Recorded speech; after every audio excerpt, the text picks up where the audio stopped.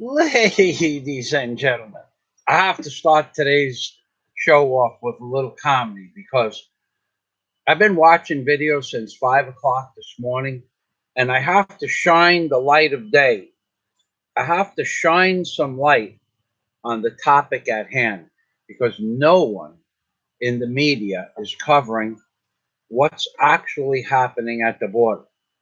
Now, in the title, I mentioned this guy, Charles Krapheimer. Wait, something like that. Charles Krapheimer. Okay, but I know how I could get it.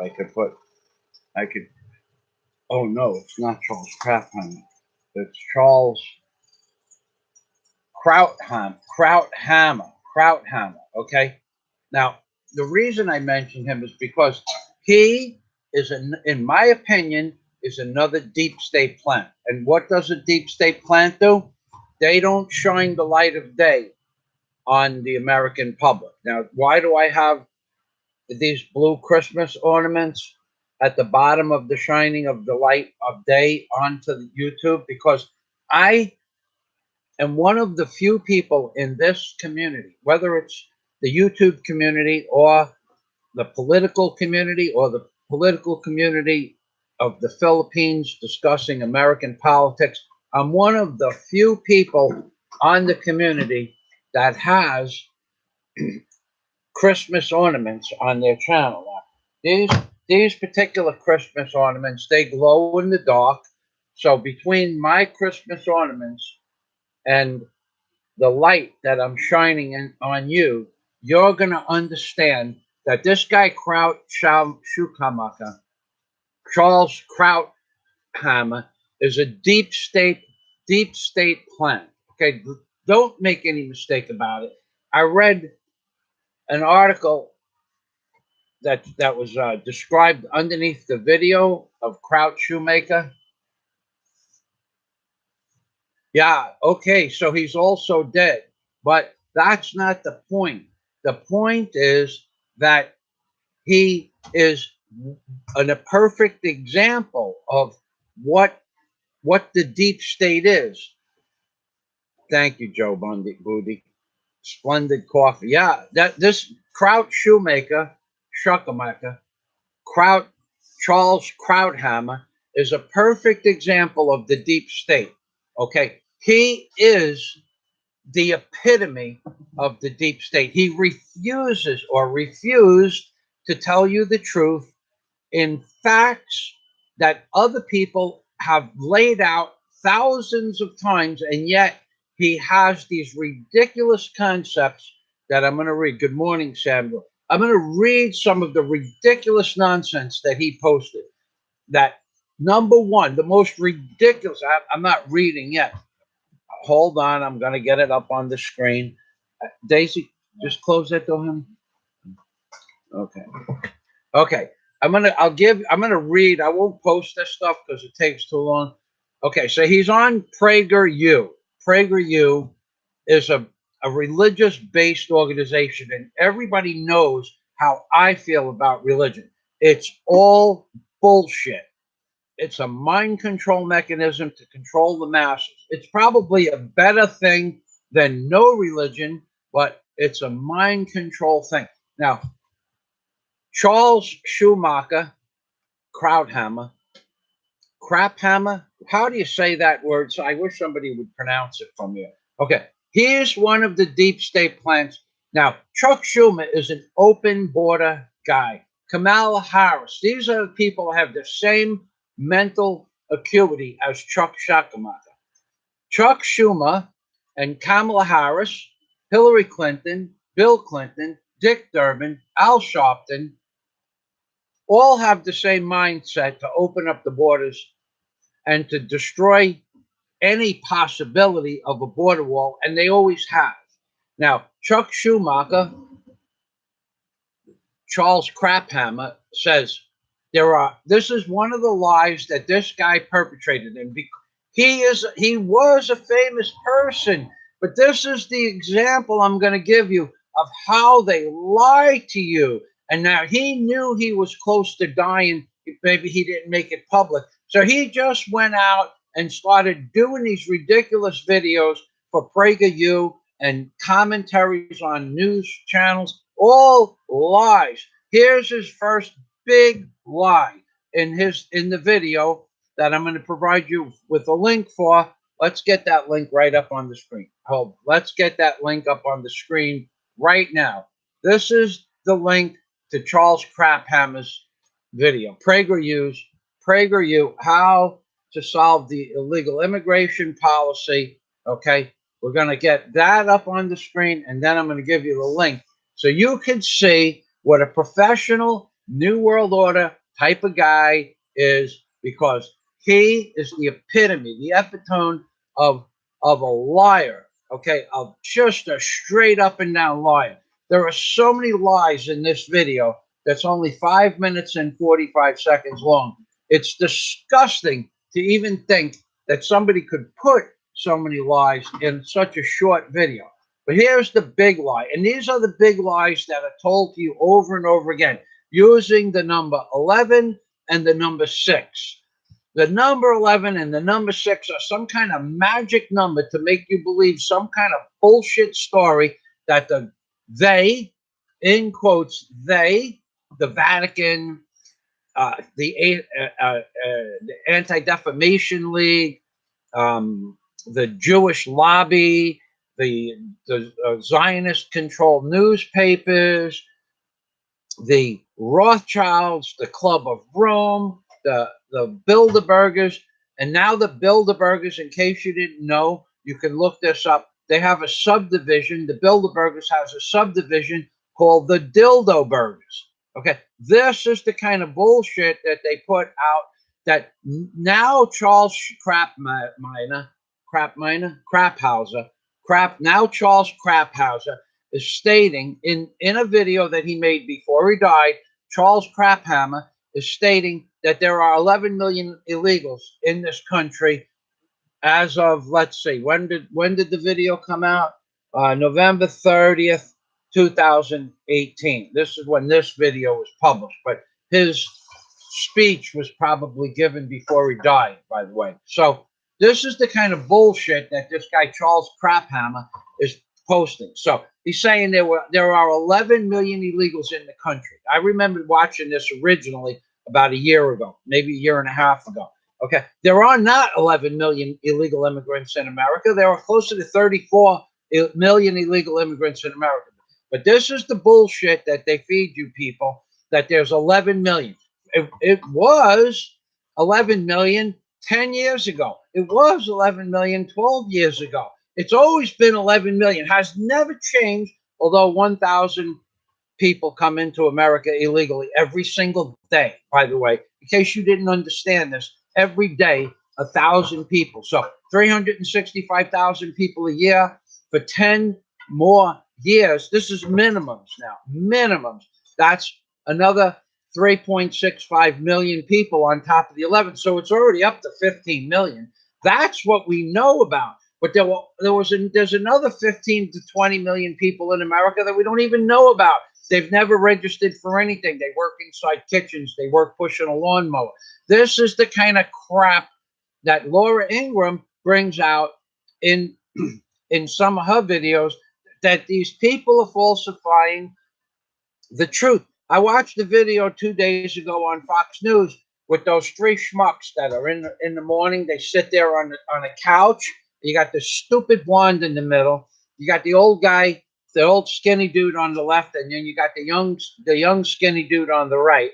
And those two guys, if you watch their hand movements, watch them in every single segment, they go like this on their lap, which is a New World Order, Illuminati, Rothschild, Bilderberger, and or Dilderberger hand sign. Okay, so this stupid blonde in the middle of a conversation, she interrupts the conversation, and she says, "But how can we fix the problem for the migrant workers that are waiting on the other side of the border for jobs?"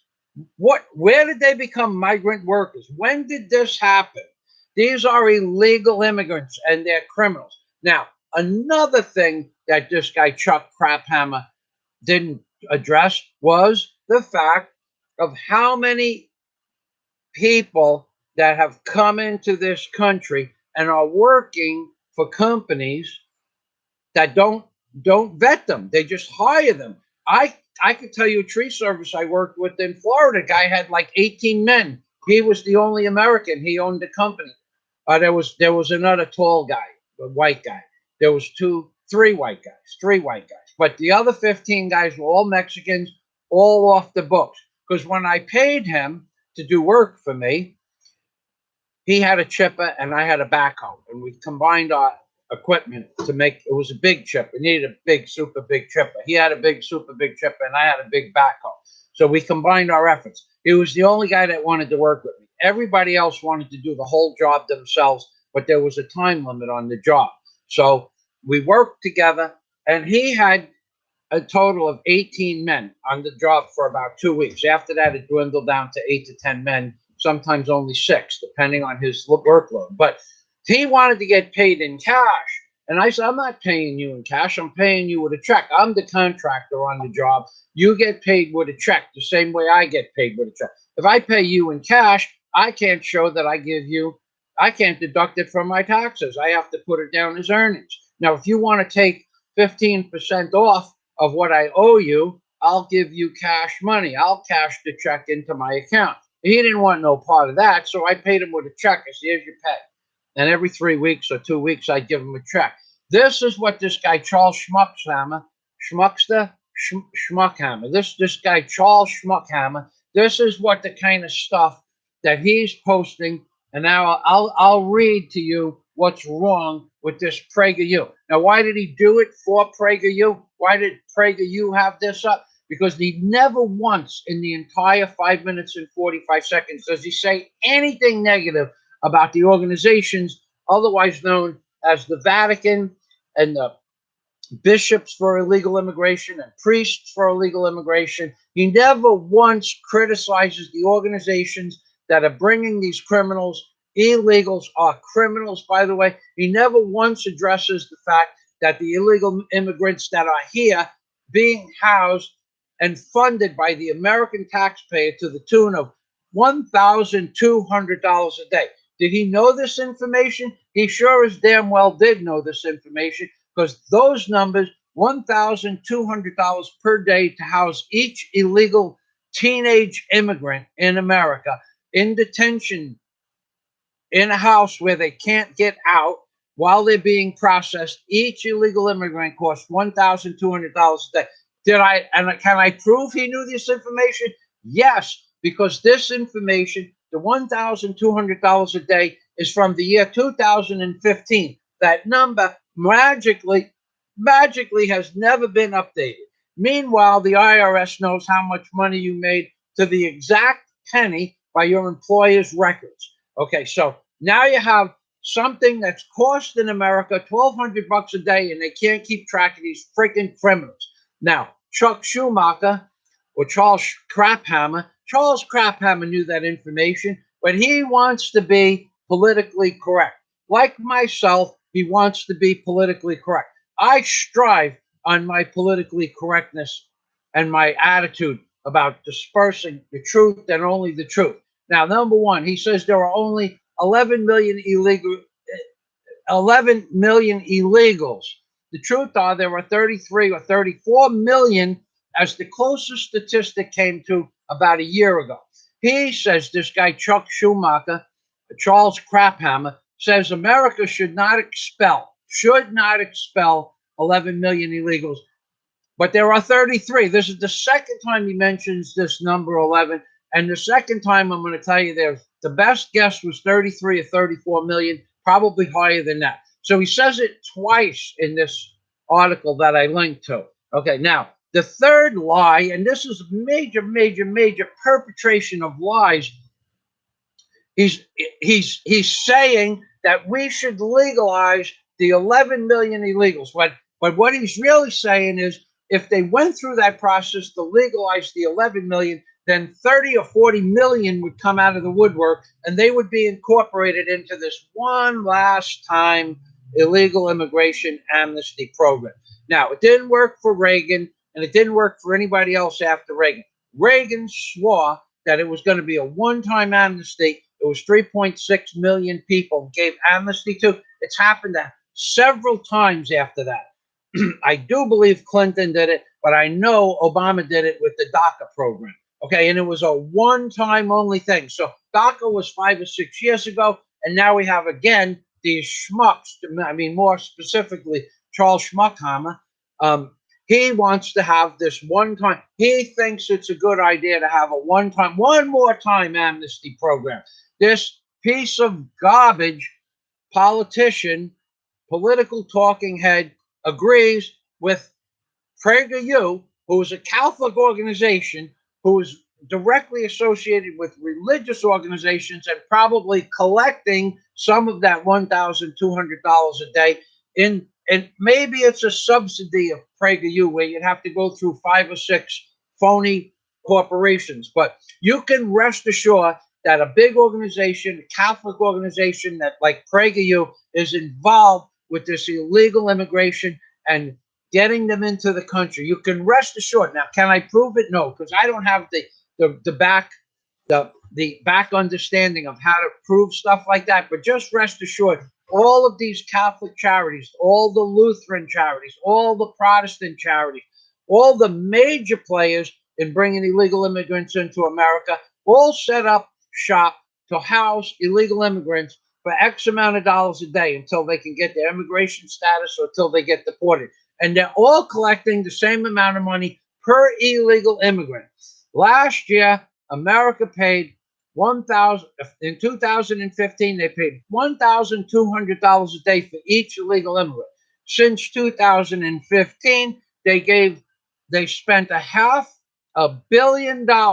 American taxpayers paid the Catholic, the Lutheran, the Protestant church $500 million, $430 million to be closest to I can come to.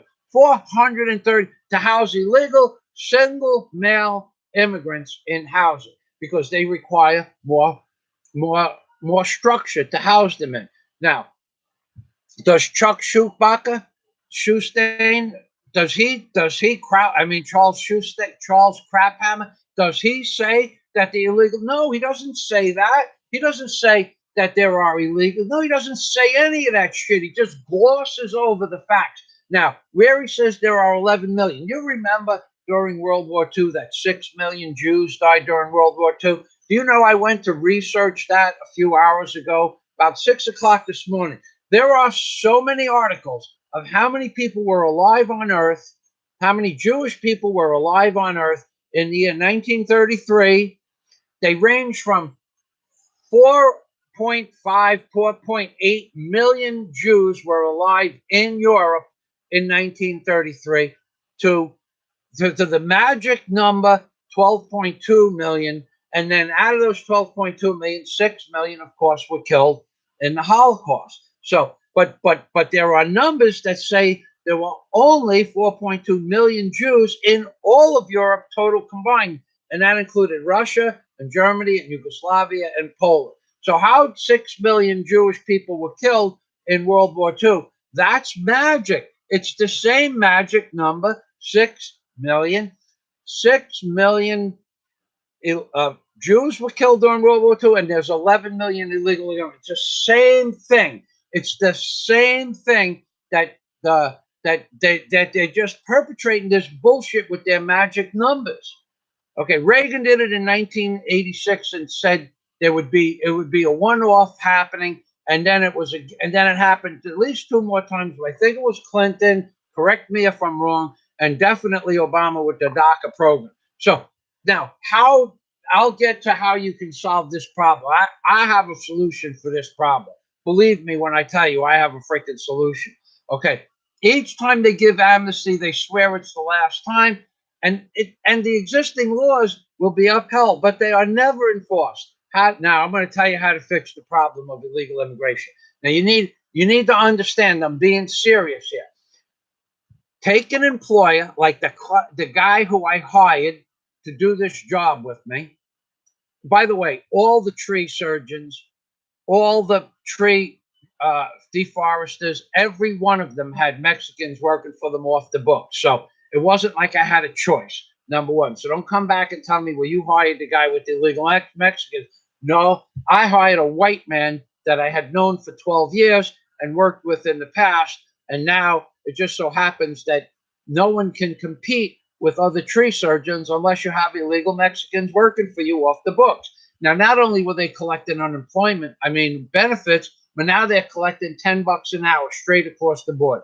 They all got paid $10 an hour, and they policed themselves. If one guy didn't work, the other guy said that they had to pull the weight, but a certain amount of work had to get done.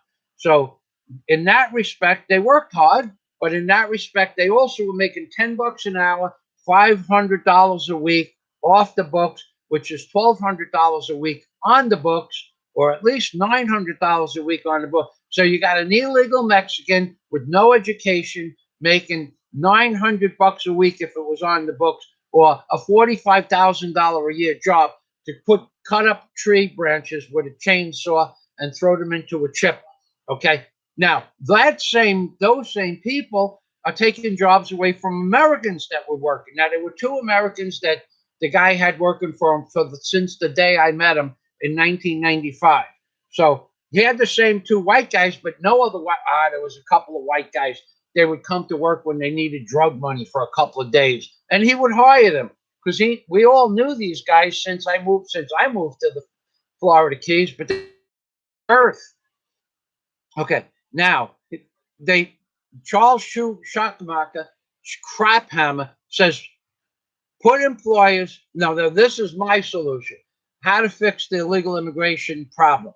Put the employers that hire known illegals in jail and shut down their business for even just one known illegal for 6 months. Take away their business license for 6 months. Okay, second note, how to stop illegal immigration. Fine the companies and bankrupt them because they are taking jobs away from the actual Americans. Fine them. For each illegal that they get caught with, fine them. Let's just take an arbitrary sum of $100,000, because that will take what they made on these illegal immigrants and what they're taking away from American workers. That's a good number to start with. $100,000 fine every single employer. Now, some of you will say, maybe I hired illegal immigrants. You know who I hired? I hired white people that I didn't like, that were known alcoholics, that were known drug addicts, but I never, one time in my entire career as a contractor, never did I hire an illegal Mexican or an illegal Salvadorian or Honduras. Never one time ever. I hired a company that had them working for them because the company had insurance and we had some big jobs that we needed insured men. And you know what they did to those guys? I had to pay the company $15 an hour for the illegals, and they were all illegal. Don't make any mistake about it. I had to pay the company $15 an hour, and they took $7.50 an hour towards workman's comp and taxes, and then the rest, whatever was left, was profit. There's a company called Workforce, South Florida Workforce, or something like that. Now you just call them up and say, I need 10 men, and they would charge $150 an hour for 10 men. And at the end of the day, somebody would come and collect a check for you. So I hired people, and the Mexicans or the Salvadorians, they got paid $7.50 an hour. And some of them were good, and most of them were absolutely worthless because they were going to get paid for the day. You had to guarantee these guys a full day. That's what the deal was. You couldn't fire anybody in the middle of the day because they weren't doing their job. You could only call up the representative, and the representative would come down and tell you, well, just pay us for the day, and we won't send him to your job anymore. Another scam, by the way. So take them and bankrupt them because they are taking jobs away from American people. Note number 2. Note number 3. Take away all government funding from any company that hires even one known illegal. In other words, they do a background check on an illegal immigrant, and they find there's a warrant out for him in Mexico or any other state in the United States. take away the government funding. Once they did the search, they have to go, let's say they have to go through a United States government search engine. It has to be a certified search engine from the United States Mafia. I mean, government. Once they do the search and it comes back that the man is illegal, and then you catch the man in their company, take away their government funding, period. They don't get it back. So that will teach them to do a proper background search. Okay. I'm not getting to the comments yet, but I will be there in about maybe 2 minutes. Build the effing wall already and stop with the bullshit. Build the wall like you said you were going to build the wall, Donald. Donald, build the wall like you said you were going to build the damn wall. You should have had it done already. This punk ass son of a gun, Charles Schmucknacker, the Schmucknacker guy says, not Schmucknacker. Another guy said, there's already 9 miles of wall. I think they said it in one of the comments. But 9 miles of wall. And what did Trump say the wall had to be? A minimum of what? 1,300 miles? What didn't he say it had to be 1,300 miles? They got 9 miles done. At that rate, it'll take 500 months to complete the wall, or 70 years, or 500 months, 40 years, 40 plus years to build the wall at 9 miles a year. 40 years it's going to take, because it's not all going to get, you're not going to get 3 miles a year per company. You're going to get a mile a year when you're going up and down rocky terrain, especially if you built the wall that Trump promised you, 16 to 18 feet wide and 30 feet tall. And you built that wall, you wouldn't get 1 mile done in a year. But this is what he promised. He also promised voter identification, which we have none of. A mandatory voter ID, because Trump and this other guy, Chuck Schmucksucker, what's his name? Charles Craphammer. Charles Craphammer, he and Trump and Chuck Schumer and Kamala Harris and Jesse Jackson and Hillary Clinton, and they're all New World Order type of people. Don't make any freaking mistake about it. The New World Order controls the Trump puppet. I do believe, I have to get Mr. Trump out. I do believe I have more control over the Trump puppet. I have more, Mr. Trump. Who has more control over you right now, the Trump puppet? Michael Fazio has more control. Very good, Mr. Trump. And for you, what do you get? You got a big blue ball on, not on your chin. No, not. You got a big blue ball on the top of your head, because you acknowledge that Michael Fazio controls the Trump puppet. And I wish I did, because I would put him in the deepest, darkest dungeon of the world, because he hasn't kept his promises. And another promise that he promised jobs were coming back to America from General Motors. Well, I got news for you. 2 days ago, General Motors decided to lay off 15% of their workforce and of their labor force. And in January, an additional 7,000 people, totaling 22,000 between today and January 1st.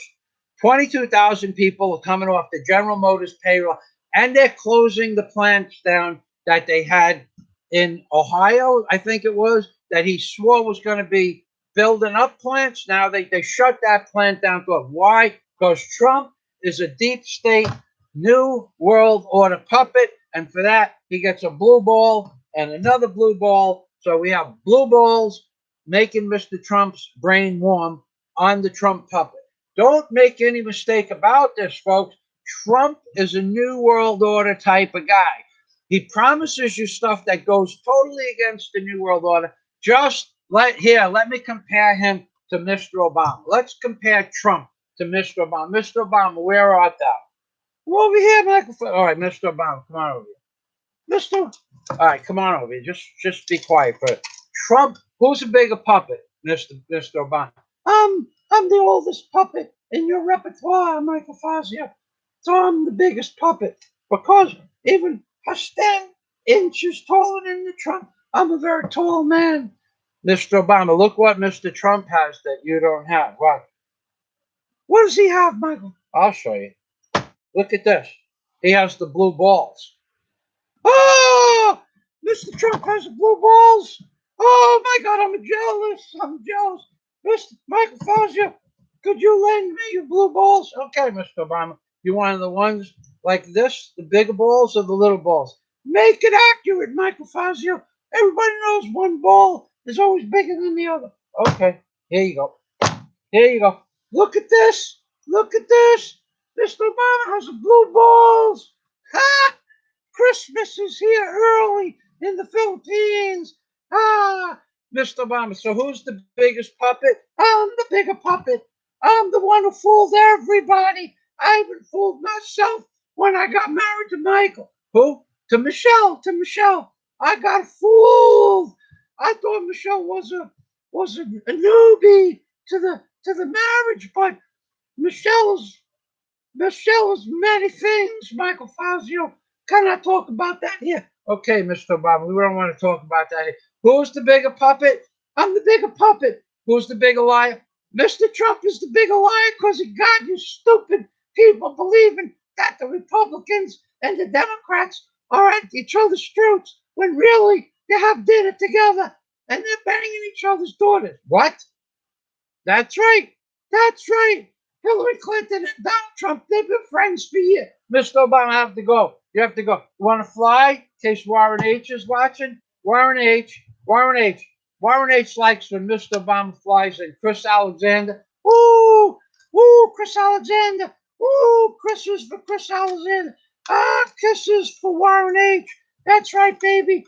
This is Michael Fazio, and we are in the Philippines with Mr. Trump and Mr. Obama, who has been being that he's out of the White House. We're going to give him a special Christmas present. We gave Mr. Obama blue balls in the Philippines, baby. That's right. Okay, Mr. Obama, fly away. Watch this. Whoop. And he flies away because he listens to Michael Fazio. I am the puppet master in the Philippines. That's right. Oh, I can't wait for Mr. Duterte to watch this video. Especially for that, I put in a special request at Mr. Duterte's office. But you know what? Mr. Duterte agrees with me 100% on the Vatican, and he agrees with me on Obama. He hated Obama. The one I love, Mr. Duterte, he hated Obama. I love the fact that he said it. F you, Obama. I just love the Mr. Duterte. And Mr. Duterte could see me putting blue balls on Mr. Obama, and he'd probably say, I like that guy. Me and Mr. Duterte will get along just fine. I've been trying to I called the mayor's office, I called the tourist division. I have a man that's probably may be on the live stream because I'm reading my notes now. Is going to try to set up an appointment through somebody in Mindanao. Sasha, I want to meet Mr. Duterte and go over some of the things that and in a serious fashion, of course. I want him to know how the average hard-working human being that comes from America, that comes to the Philippines to do an honest thing here in the Philippines, not these freaking sissies that are hanging out in Manila with ladyboys and gays, pretending that this is the best street corner and this is the best. What is it the best for? I'm not like that, Mr. Duterte. Let somebody watch this video. Mr. Duterte also despises you cretins that come to the Philippines to have sex orgies with men, women, and children. He despises you probably more than me, if that was possible. I'm not like that, Mr. Duterte. If somebody watches this video and feels that they need to send it to Mr. Duterte's office, tell Mr. Duterte I will sit down and talk with him anywhere. I will fly to anywhere he wishes to sit down and talk with, and I will give him my opinion about what's wrong with these sex tourists that are coming into the Philippines and destroying the youth of his country. So you tell Mr. Duterte that. So we'll go back to the notes right here. Sorry to get off on a tangent, but I just remembered that Duterte despises the Vatican and the Pope and Obama, and we feel the same way about that. Now, my third point, build the effing wall. Take a DNA test of anybody that gets caught, a facial recognition picture, and fingerprint them. take those 3 marks of identification and put them persona non grata if they come over the wall illegally. I don't care if they are refugees from anything. I don't care one bit whatsoever. Get them out of the damn country. Take a facial recognition, take a DNA test, and take a fingerprint, and take them and bring them right back to the front door that they left 1 day ago or 1 month ago or 2 months ago, and then tell them, if you ever come back, you go to prison for a certain 5 years. Let's just say 5 years mandatory. You come back without coming in the right way, 5 years mandatory. That would solve the damn problem of 95% of them coming to America. And it would also solve the problem of paying these illegal immigrants $3,850 a month per person, except for the teenage youth that are being housed by the Catholic Church, the Protestant Church, and the Methodist Church, and the Lutheran Church, where American citizens are paying taxes, and the government is giving these church organizations $1,200 a day, more money than most Americans are collecting on Social Security. It's sickening. And one last note, I am so effing tired of hearing about, listen to this number. The number is 6 gazillion trillion billion Jewish people were slaughtered in World War II. It's not 6 million anymore. I read this morning that the new number is 6 trillion gazillion billion Jewish people were slaughtered during World War II. Where did they come up with these numbers? Why isn't it 7 trillion gazillion billion Jewish people were slaughtered during World War II?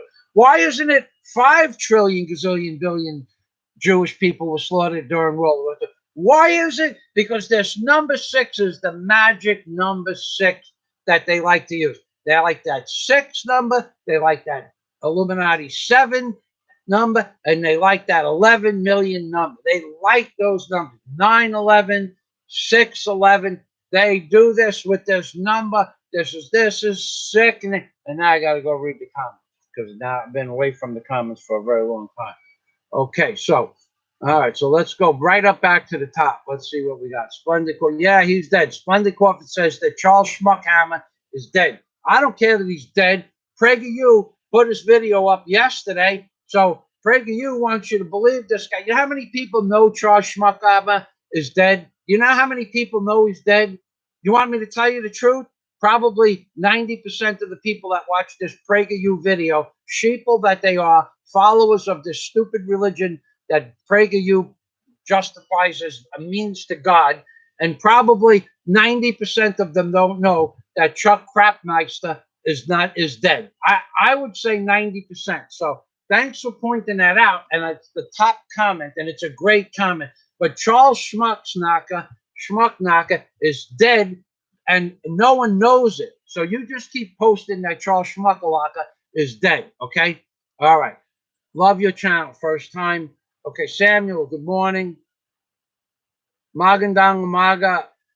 Como está kayo, Michael Fazio? Magandang umaga. Mine good morning. Como está? How am I doing? Kyle, Michael. Good, Michael. Are you doing well? Michael. Yes, Samuel. Magandang umaga din. Magandang umaga din, Samuel. You're doing very well. Thank you. KRAUTHAMMER. You got it right. Gouthammer. Splendid. Gouthammer. This man is a deep state plant. Well, now he's a real Chuck Schmuckalaka. I mean, Charles Craphammer. Now he's a real deep state plant, because probably they buried him, and eventually the roots will go in and suck whatever energy is left inside the box out, and he will vegetate the trees and grass and stuff around him, because now he's a legitimate deep state plant. I made Charles Schmucknacker a legitimate guy. I legitimized him. Aram, did you like The Godfather 1 or Part 2? All the Godfathers are good, my friend. I actually saw one with a woman named Maria Maglio when I was like 12 or 13 years old. It was pretty cool. Where's Bosco? Fazio, you get my post about the... Yes, where's Bosco? I know about Lazada. thank you for the post, though. That it'll help anybody else. Yeah, you can order it through Lazada, and I think there's another company, but I did thank you for the information. I don't actually need it. My beef was that when I needed it, I couldn't get it. Now I can get it, and I don't need it. So if and I know there's another thing, where's Bosco. I don't like giving people my credit card number. I have my reasons, by the way. You can understand that. And I don't trust Lazada far as you could throw those bastards. And there's a reason. I tried to buy equipment off Lazada, and as soon as you get in touch, Daisy, as soon as you get in touch with a Lazada, let's say you want to buy equipment. I want to buy a cement mixer with a 4-story lift.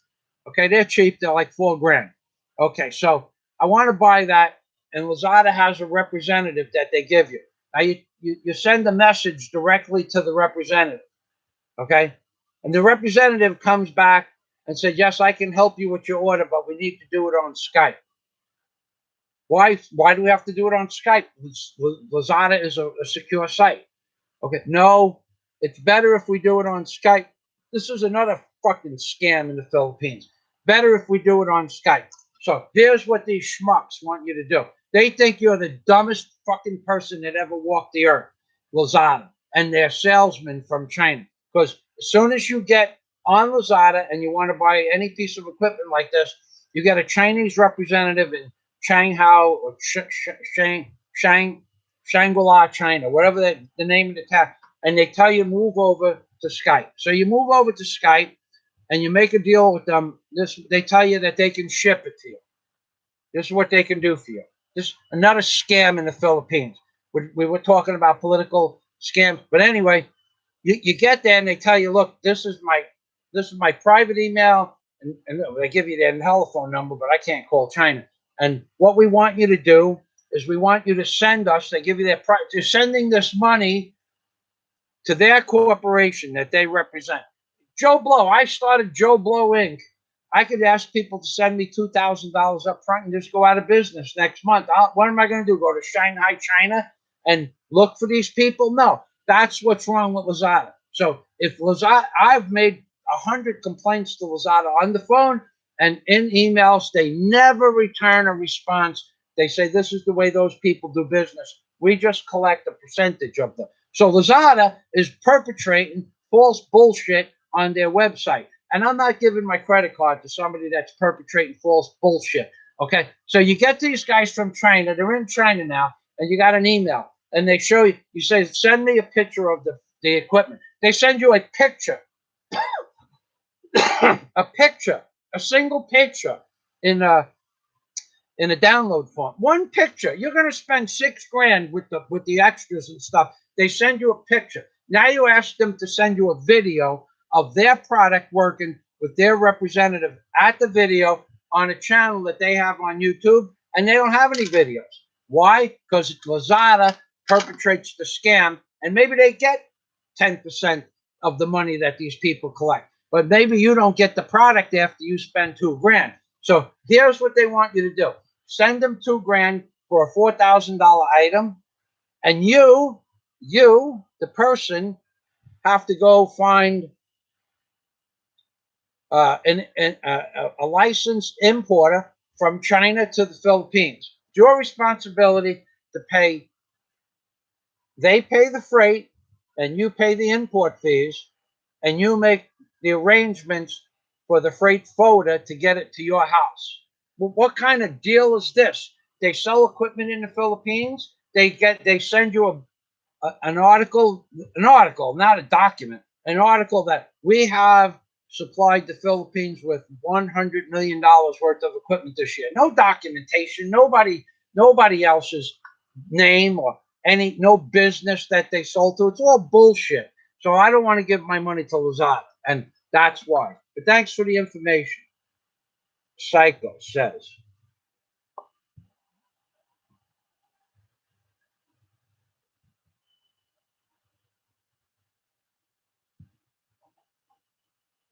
Graven says, get rid of the illegals. Yep. Hello, Bosco. Bosco, Graven. Take care of Americans first. Got it, Graven. I agree 100%.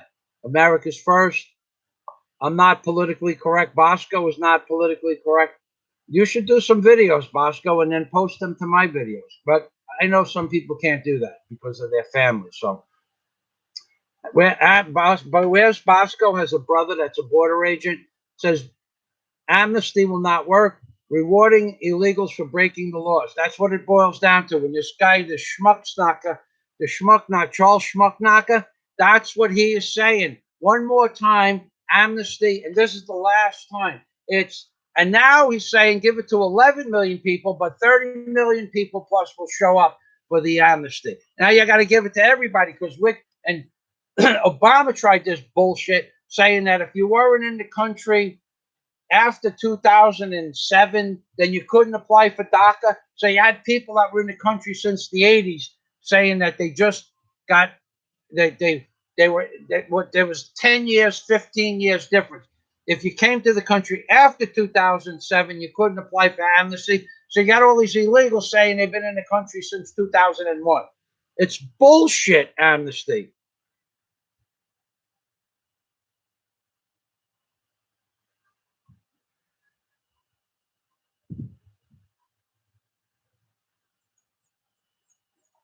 Whereas Bosco, repatriate back to the country and deduct from the international aid. That's right.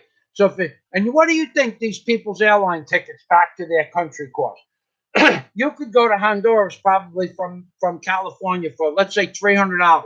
I bet you with the security and the special restraints that are needed for I bet you it costs close to $1,000 or $1,500 per seat per person. And we're paying for all of this.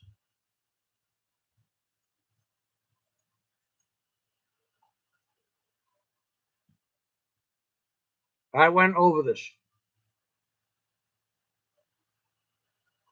Yeah, you just read Wes Bosco's comments because he's got a lot of good comments. Okay, I can't read them all. Where's my opinion?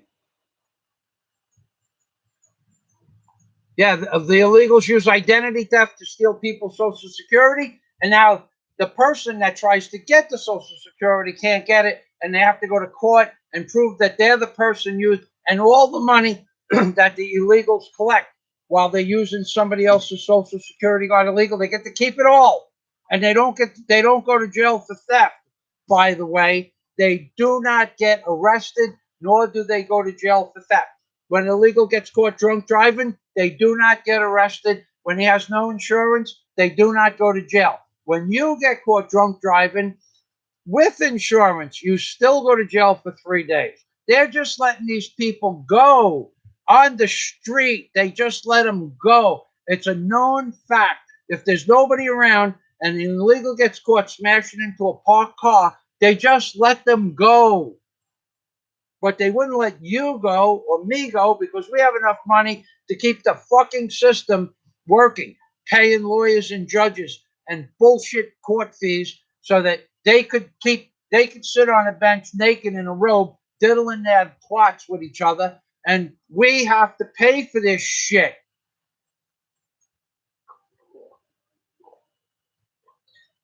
People say, what am I complaining about? I live in the Philippines, right? What about the $1 million I paid for insurance in 38 years that I was in business? What about the 1 million? And you know how much money I collected for insurance back? Zero. Nothing. All you effing geniuses out there that have Googled my name and come up with names by Michael Fazio that he lives over here and he got arrested for this and he lives there and got arrested. It's all bullshit. You people can't even do proper research. I paid $1 million for insurance. I was paying $17,000 a year when I owned the barge and crane service. $17,000 a year I was paying for a barge and crane service. And I had that barge and crane under that for Lloyd's of London. I had a freaking Lloyd's of London policy because Lloyd's of London was the only person that would insure me. I gave a guy $51,000 that I worked on his property. I gave him $51,000 for insurance for 3 years because that was the policy I needed to work on his property. Did I get some of it back through the work? Yeah, I did. But that's not the point. The point is I paid $1 million for insurance over the course of my lifetime for cars, boats, barges, cranes, pile driving rigs, having pools in my backyard. I paid an extra $1 million. How many people have paid? I paid for this shit. I was tired of paying for it. That's why I moved to the Philippines. You people are so freaking screwed in America with you got this schmuck named Donald Stump in the White House. A tree stump is smarter than Donald. A tree stump has done more for America than Trump. Here, you want to see what Donald Trump has done for America? Did you keep your promise on voter ID? No, Michael Fowles didn't keep my. Did you keep your promise on building? No, I didn't build the border wall, but I'm gonna.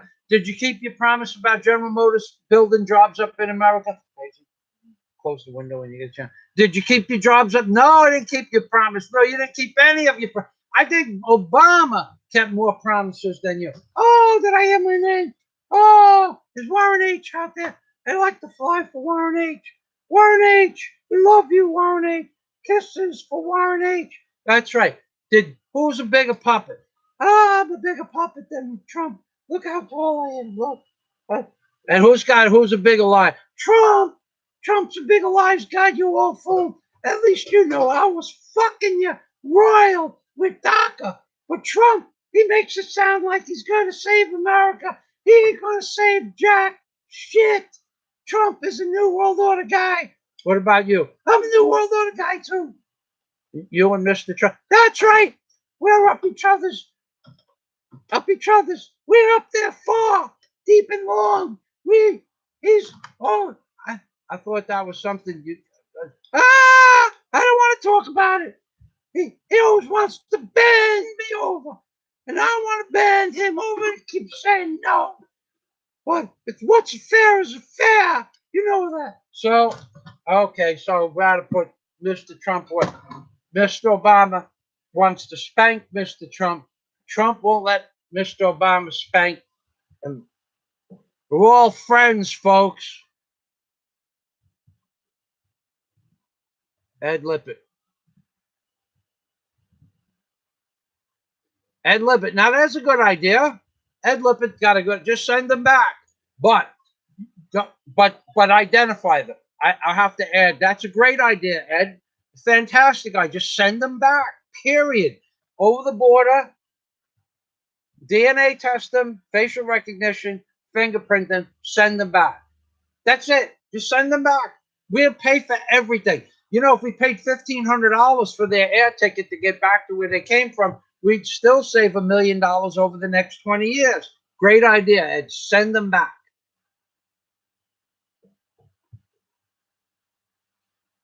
Pamela Carr. Hey, Mr. Fazio. And lovely Daisy May. Say hello to Pamela, Daisy. Please. Shut the window. Daisy.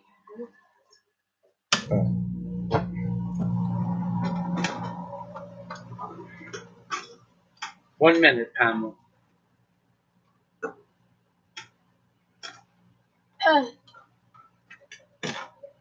Daisy has her throat is burnt, so she can't talk much. She was in a Filipino bathroom at the BQ Mall. The BQ? And they put so much chlorine on the floor, it burnt her throat. So say Pamela Carr said, say hello. And Samuel. Hi, Samuel. Hi, Pamela. Care. She's been coughing just a little like a like that for 2 days. And this morning I said, yesterday, we're gonna have to give you an antibiotic treatment.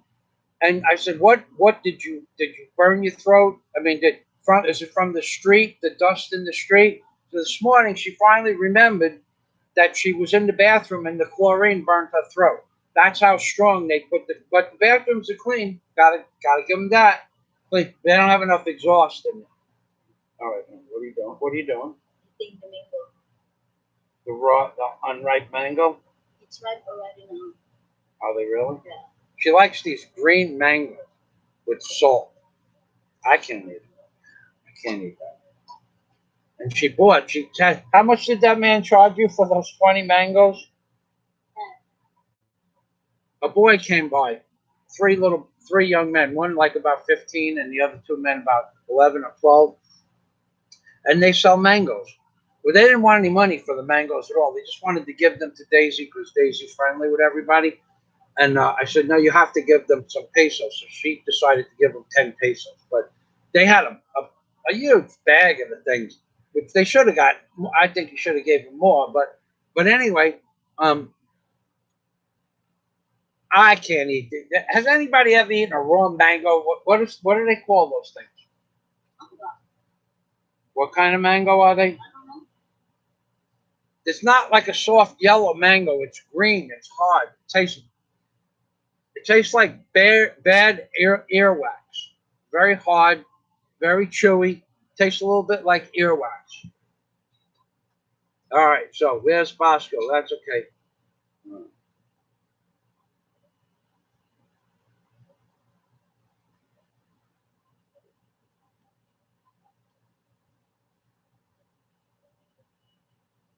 Pamela, Carla. Okay, where's my electrify the wall? My house has a fence charger rated for 10 miles. 10 miles of fencing. That ought to give him a nice jolt. PM Lynch. KRAUTHAMMER is dead. Yeah, I know KRAUTHAMMER is dead. What's the point? PragerU posted a video from yesterday. I'll give you the name of the video. Okay? I'll give you the name of the video right now. Here it goes. Hold on. Coming up on the name of the video. PragerU, published November 30th, 2018. Here's the link. Go see for yourself. So, what's your point exactly? Well, KRAUTHAMMER's dead, but PragerU is hoisting him up there, so it looks like he's still alive. But thanks for the information. I'm not being facetious, PM Lynch. Okay, I know he's dead. Actually, the first poster on this thing said he was dead. Psycho. Okay, next thing. Blue balls are not good. Yeah, that's right. Bosco, in your town, being tormented and violated by my psycho. Okay, so, all right, so let me go down here a little bit more.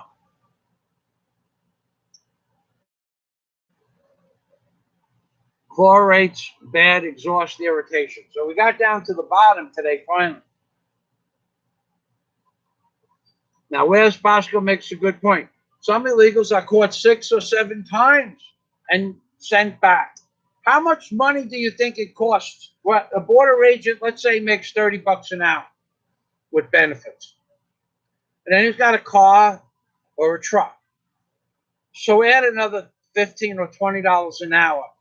But it's costing America $50 an hour for each border agent that has a car. Now you have three of them in a car or 2 of them in a car. Figure $100 an hour with insurance and gas and all that other expenses, wear and tear, windshields, tires, all that. $100 an hour, and we're catching these guys 6 or 7 times. And what about the ones that we don't catch? Well, they don't catch. You know, I was going to be a cop in Florida. Anybody with the proper credentials can check that out. I went through all the testing.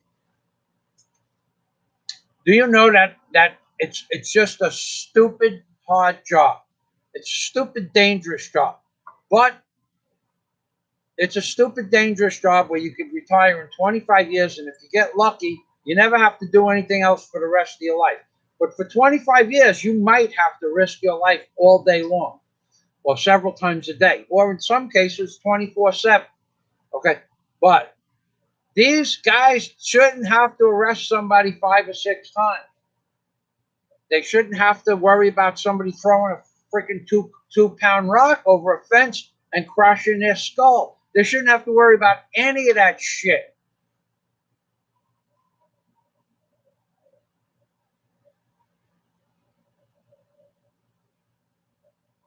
Knew it, Drew Edwards. You asked me that same question yesterday. Google it. Carl Vella. Yeah, Carl. Yeah, you. Carl had an ulterior motive, by the way. So, yeah. Drew Edwards. Why can't you just Google it? What do you want me to do? Go to Hannon Resort and ask them if they got closed down and because Drew Edwards wants to know? Just Google it, my friend. Call. I I I have I not only was I gonna be a cop, not only was I gonna be a cop, not only that, but let me tell you the best part about this. I scored some of the highest marks. I tested at some of the highest marks possible, and in one category, the highest mark possible in the history of the Florida Marine Patrol and state troopers for word association to definitions. I finished in a minute and 43 seconds, 20 of these most obscure words you ever saw, and you had to you had to pick a word and then what the definition meant. So you had to read the word, and then you had to read 20 definitions. And I put the letter to each word. And I finished it in a minute and 43 seconds. Well, I told the woman I'm done. She goes, that's impossible. I said, stop the stopwatch. Stop the stopwatch. Stop it. Stop the watch. I have to make sure because you can't take this test again. Otherwise, you won't be able to take the test for the Florida Marine Patrol. I'm going, I know that. Well, it ended up, I think it was 3 minutes and 16 seconds, which was still the highest mark ever recorded up until 1995, 94. Okay, so then the psychological. I go for the psychological. This is my friend Paul. He knows me. Okay, I go in for the psychological, and there's four police officers sitting in opposing me, and they give me a scenario. There's a guy. There's a man. A man is hit by a car. Okay, and the car pulls over to the side of the road, but the man is injured. But when the car is pulling over to the side of the road, it hits a child. Who do you save first? Okay, it's really easy. The person that's closest to you. Okay, you can't determine who was hurt more, so you save the person, and there's still traffic flowing. I just said you grab the person that's closest to you. That's the test. Okay, that was just one example of the test. So when I'm finished with the test, I said, what did I score? The man in charge taking this at Indian River Community College, is a school in Florida that teaches you how to be a police officer. They have the whole program that you go through, the whole educational program, and then you do your physical and all that other stuff up in Tallahassee. So I rated it. They gave me an A+ rating. So I would make the perfect police officer. They gave me a bunch of other questions too, and then they said we're going to put you in lockup in a corrections facility down where you live. And that was one of the questions. It was a statement, but we're going to put you in lockup so that you can see what it's like to be in with prisoners. I said, yeah, okay, let me know what day I got to go. It wasn't a test. It was just to see your reaction to different things. I wanted to be a cop. It was a really cool job. And it turned out the day I took the test, I fell down in the bathtub. Swear to God, fell down in the bathtub and twisted my knee. I missed, and I had all the times down for the running. You had to run a mile in like 8 minutes, which was easy. 8 minute mile. Geez, you can walk that fast. Except I twisted my knee, and then I ran the mile in 8 minutes and 3 seconds, but the mile wasn't on flat ground, and it wasn't the first exercise. It was like the fourth exercise. So you had to do all your sit-ups and your squat thrusts and all that stuff first, and then you ran the mile. So by that time my knee was shot. I ran the mile in 8 minutes and 3 seconds. Well, it might have been 6 minutes and 3 seconds. Whatever it was, I was 3 seconds over, and that disqualified me. Best thing that ever happened to me. But it was fun to go through all the programming, and it was fun. It was just fun all in all. But Carl says he can't picture me as a cop. I'd have made a good cop, buddy. Why? I could tell you why. Because I know every trick in the book, and you know that's a fact. So, to my friend Carl, I was going to call you this morning, Carl, and Daisy and we got involved with what were we doing? What were we doing? Daisy? What were we doing this morning? We were making boxes. Daisy was cleaning up the house, putting her makeups and things in there, and then I got involved. I cooked breakfast a little different. I took the sayote and fried it in garlic and oil, olive oil, garlic and oil. I didn't get a chance to call you, but if you'd like, I can call you after. That's not a problem. And I could end this live stream right now and call you now if that's more convenient. So just let me know.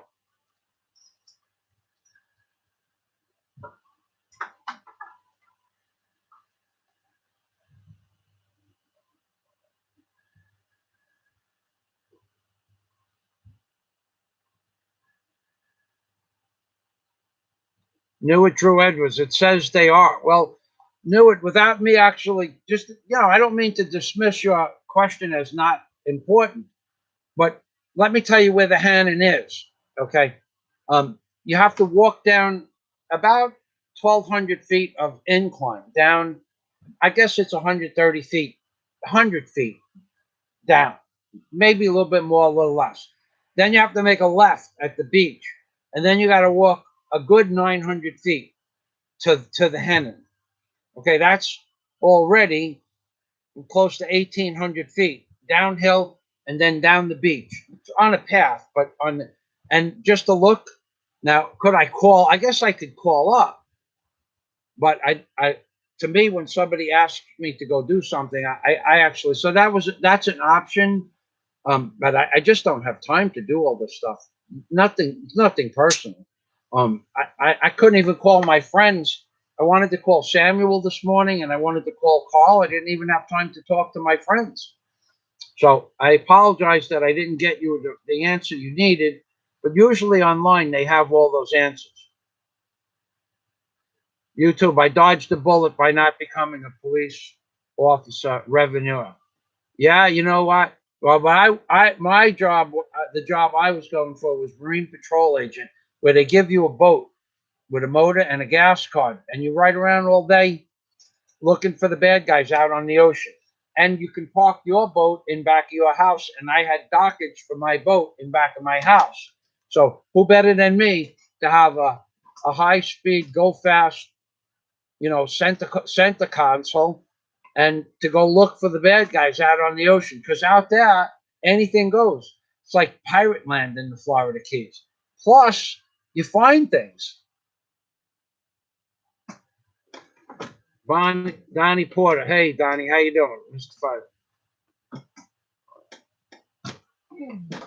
Yeah, I don't know if I want to do a show hoarder in the Philippines, because then I would have to show all the people what I have hoarded. And I don't want to become a superstar overnight, Donnie. It's a good idea. Okay, Carl, don't end the chat. I'll talk with you another time. All right. Tell you what I'm going to do. Tomorrow morning, Daisy, I want to call Samuel and Carl tomorrow morning before we start getting involved in anything. Will you please write it down so we don't forget? All right, I'm going to make a note right now, Carl. I think this pad, take the garbage off of this pad. And there's a pen. This pen, I think, works. Just take the nothing there. Okay, hold on, Carl. Here. You know what? Just write it down on here. Put it right. We'll put the bill right on top of that. Next time we go to the mall, let's remind me to take care of that. It's paid until January, but it's already December. So next time we go, we'll pay it up for a few more months. Okay, Carl. Okay, Daisy's writing it down. Carl and Samuel.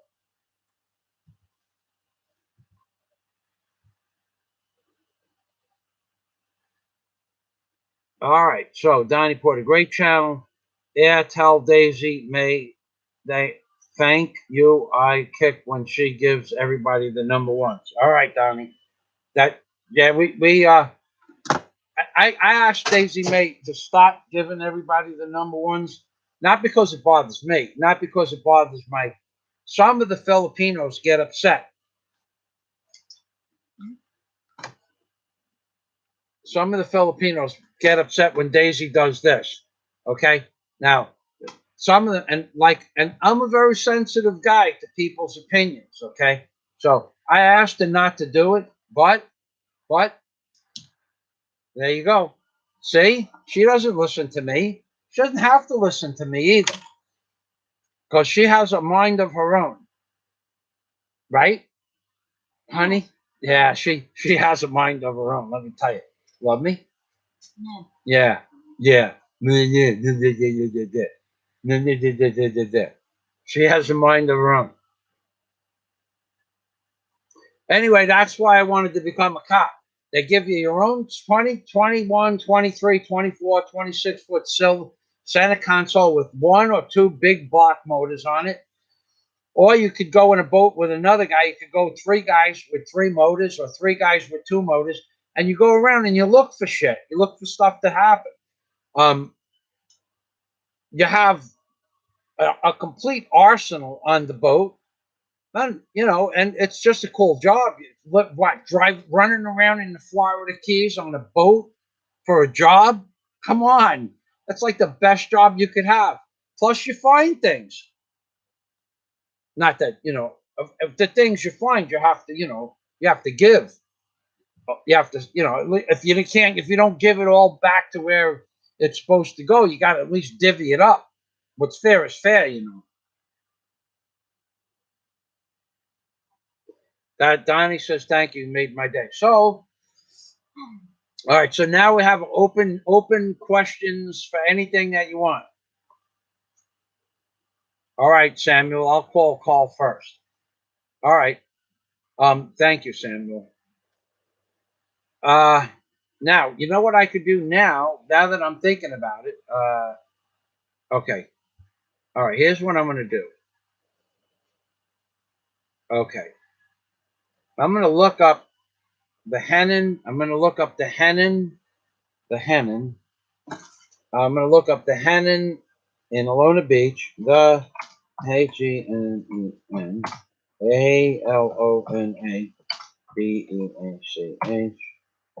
closed. I put the Hennon Alona Beach closed, and let's see what happens. Showing results for the Hennon Alona Beach closed. Okay, so here's what it says.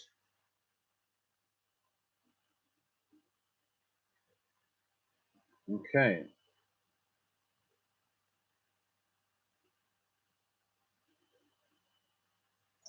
Okay, I found the article for you. I found the article. Hennon Resort Alona Beach closed by BIR for. Okay, so I'm going to click this open. It's a YouTube video, so I can't play it.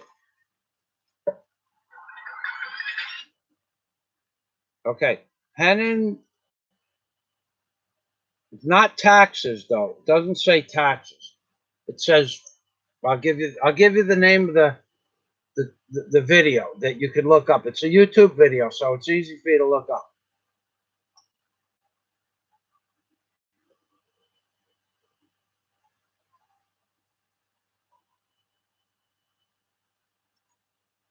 Yeah, liverwurst. Actually, Daisy and I bought 1.5 kilos of pork liver to make liverwurst with. So we have eggs. We have to make. I have to look up a good recipe. So I'm getting that article for you right now. By the way.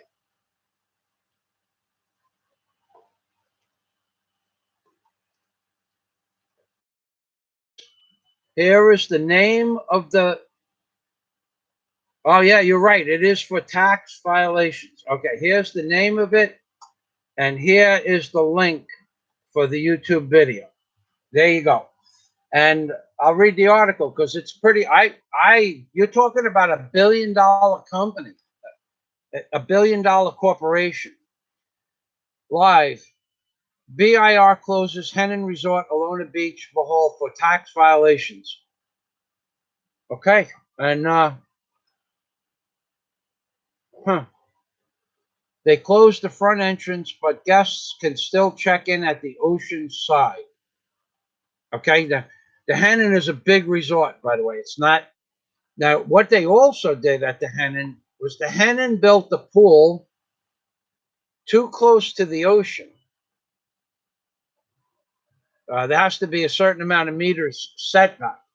Now, that's like they really screwed them on that, I think, because when the survey was done to build the Hennon back long before I got to the Philippines, probably back in 2012 or 2013, they bought the property. When the property was originally surveyed, there was 50 feet more of beach. But the rules didn't change. The setback had to be a certain amount of meters from the beach. I think it was 25 meters from the high water mark. That's what I believe it is.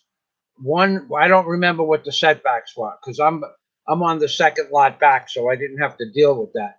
But so you had to be back a certain amount of meters. So when the survey was originally done, there was 20, maybe 20 more meters of beach. So in 2014, we had a super storm here, knocked 20 meters of beach off in just one day. And the beach didn't get knocked off, but it was a high beach. Like they had filled it in with sand. They pumped sand in or trucked it in. Thousands, tens of thousands of trucks of sand. And when the storm came, it just knocked the sand down and made it a gradual decline. But it moved the high water mark back 60 feet. So recently, when they did a survey of Alona Beach, they found that the pool was too close to the high water mark because the beach had eroded. They made them, I think they're making them take the pool and set it back a certain amount of meters. They have to cut off the pool, or they did cut off the pool. I don't know how that worked out. I didn't follow up on it. It wasn't something that interested me. So, but that's one other problem at the Hen. I thought they closed it for that, but I see that you're right about that. Okay, so we have open questions.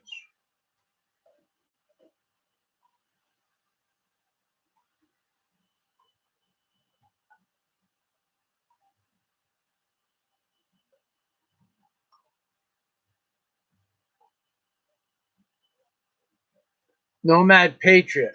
Yeah, Carl said, nah, you know what? Yeah, I could use some Loctite. Being, being that you asked, just they have little tubes of Loctite. Uh, they have red and blue. The red is the strongest. If you're gonna come, I could use. It comes in a little bottle, like a little blue bottle or a little red bottle. If you could bring, I would like the stronger one. Ask.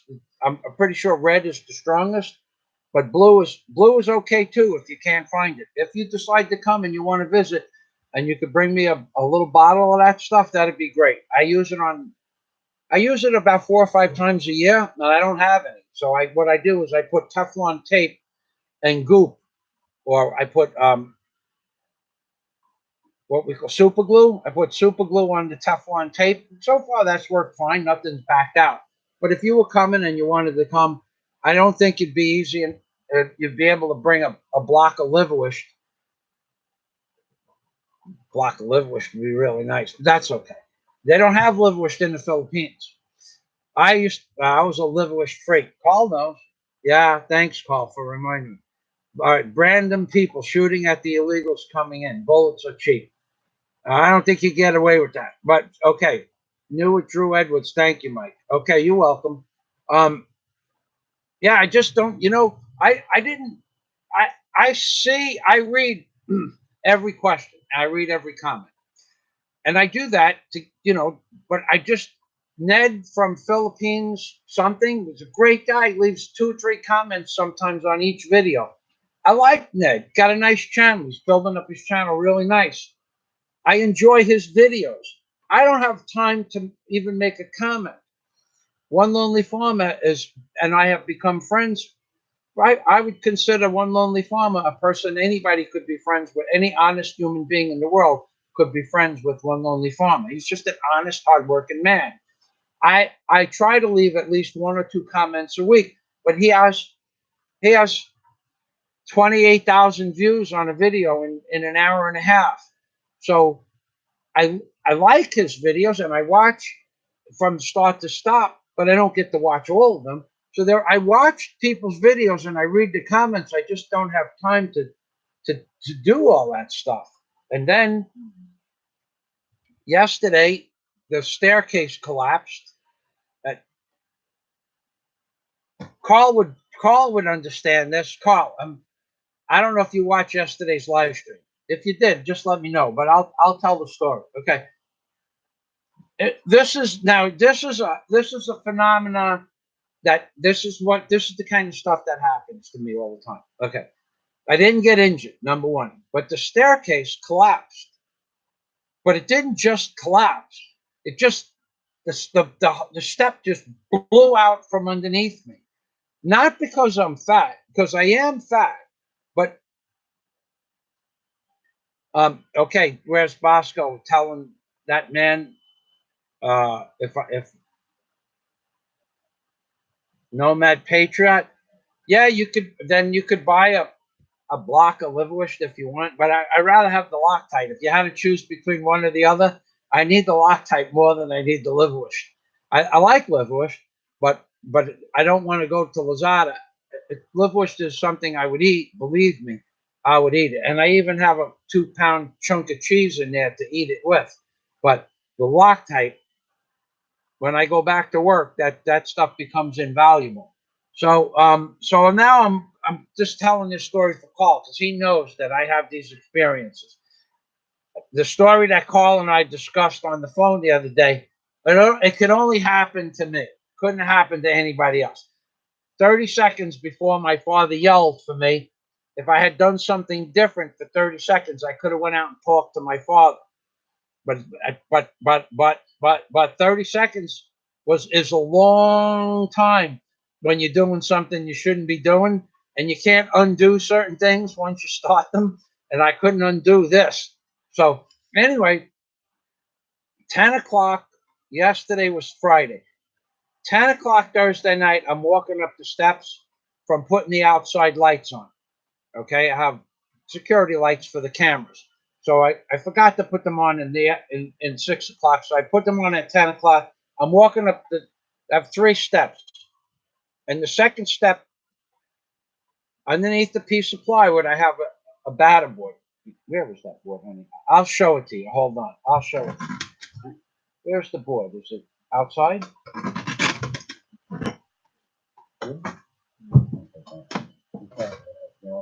So I'm walking up the step, and this is step number 2. And the board, yeah, it's raining too hard, but forget it. Forget it. I'll just show them with a piece. Here, give me the box. Forget it, Dave. You don't go out in the rain. Give me the box of pancake batter that's not open. I'll show it to them like this. I could do it without having a piece of wood. Okay, so here's the one that's not open, honey. There you go.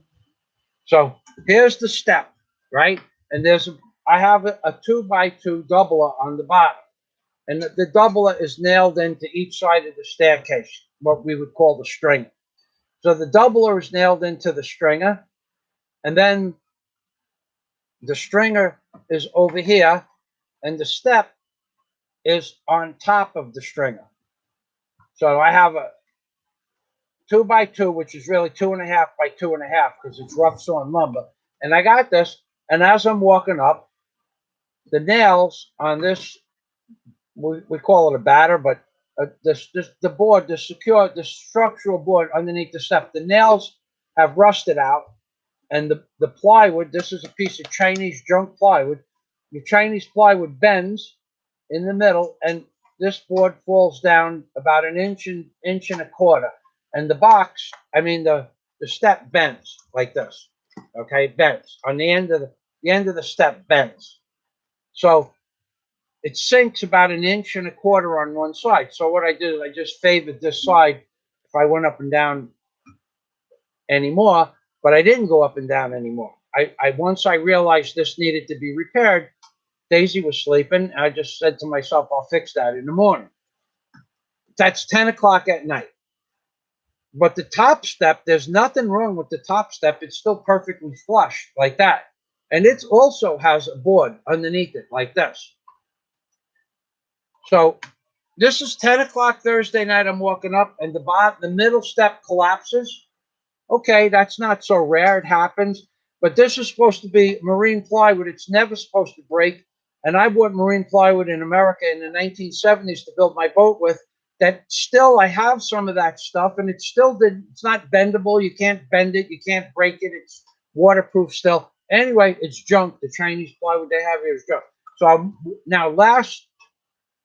that's 10 o'clock. I'm walking in the house. At 5 o'clock in the morning, I'm walking out of the house to shut the lights off, the outside lights. And this step, the top step, the nails on this board broke the same as the nails on the second step. There was 3 nails on the end of each 2.5 by 2.5 inch piece of wood substructure. 3 nails on both sides. These nails also rusted out because they're like shoelaces. Nails are like shoelaces. They kind of rust at the same rate. And the board on the top was completely rusted where the nails went through into the stringer, the plywood stringer. And the step, this board collapsed and fell down off all the way down like on an angle like this. And this step fell down like this on like a 60-degree incline. And I have a rope that I hold on to when I go up and down the steps. I never go up and down the steps without holding on to a rope. Also, I have a piece of wood sticking out of the side of the house.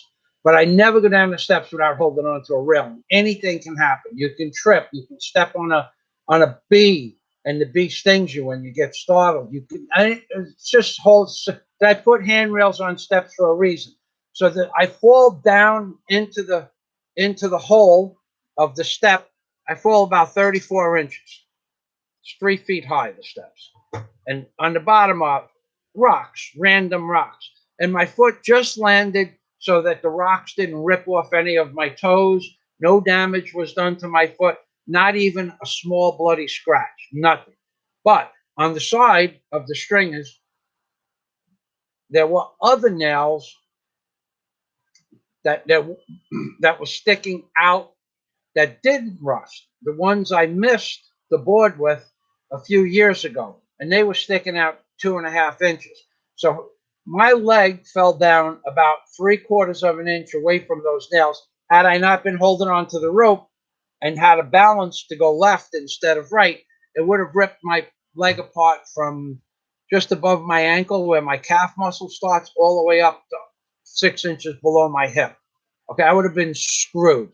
But what are the chances that you walk up a flight of stairs and the number 2 step collapses, and then you walk in, and then you walk in, you stay inside the house, you know that this is a problem, and the next time you're going to walk down the steps at 5 o'clock in the morning, the top step, there's nothing wrong with it. It's not bent. It doesn't look rotted. It doesn't feel rotted. It's sound. It's a sound place. What are the chances that that's just going to collapse? 100%.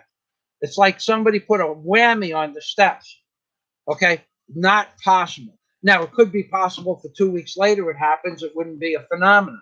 But that's the kind of stuff that happens to me all the time. Happens for a reason. The universe had a reason for that to happen. I don't know what the reason was, but, well, maybe the reason was fix the damn step. But I wasn't going to fix it at 10 o'clock at night, but I was going to fix it yesterday. But yesterday it got fixed. What we did is we put a 2.5 inch by 4.5 inch. They call 2x4s, but they're rough sawn lumber. And then we put it over the outside of the stringer, and then we put end caps on it and some bottom battens on the bottom. A battens is something that goes across the 3 2x4s. The steps are 14 inches wide, so you needed 3 of those 4.5 inch pieces with 1 inch space. So that's the kind of shit that happens to me. Okay, Nomad Patriot says he's familiar. Thank you. So, yeah, if you could do that, that'd be great. And then Carl Vella, I am in Fort Lauderdale. I put in an offer today on a house here. I plan to spend 6 months in New York, 6 months in Florida. Fort Lauderdale. Carl, I remember I told you about that place called the Villages? Man, Carl, well, I think I said you should look into that. I explained there's a place in Florida called the Villages. Okay, I'll explain it to everybody. Not like the Philippines, baby. Okay, what you do is you buy a house in this community called the Villages. The community is 40 kilometers long and 20 kilometers wide. It's right on the Gulf Coast. When you buy the house, you're entitled to buy a one-time service fee package to do any recreation that's on the property. So, in other words, you pay $9,000 one time only, unless it's changed. This is when the last time I looked at it. One time you pay $9,000. You buy the house, and one time you pay $9,000. Thereafter, if you're a golfer and you want to do, I don't know what a set of how long it takes to do 9 holes or 18 holes. I don't know anything about golf. I know it's hard. Might be one of the hardest sports there is, but I know I don't know what. So if let's say it takes you a day to do 18 holes, maybe I don't know. So if you want to go golfing, there are no green fees. You have your own clubs, no green fees. You need to rent clubs, no charge. You use their clubs. If you want to, if let's say, and at the end of the day, you give back the golf clubs in the condition that you took them in. That's it. That's there's no charge. Okay, that's a one-time only fee. So if you stay there for 30 years, you can golf for 30 years for free. And they have like 7 or 8 golf courses, full-size golf courses on their property. Now, let's say you're a boater and you want to rent a boat that fits 10 passengers. You want a big boat, like a 36-foot boat. They have those available to rent, but you don't rent them. You pay nothing for the boat. You pay nothing at all for the boat.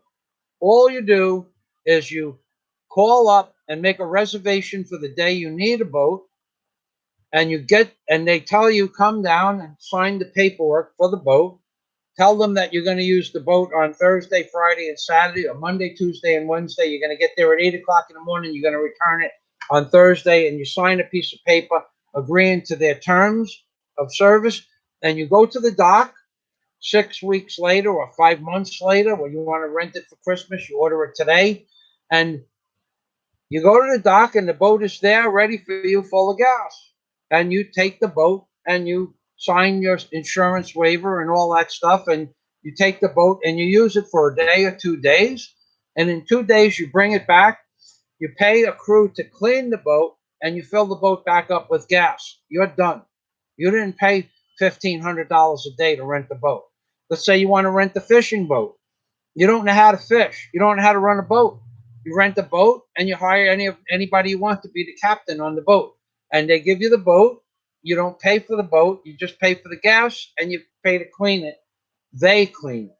And they clean it and you pay for the cleaning service and the boat. That's it. Done. Okay. Now you want to go to a pool. And there's pools on the property. You don't pay for pool fees. But let's say you want to cater a party, and there's 100 people. There's different size catering halls.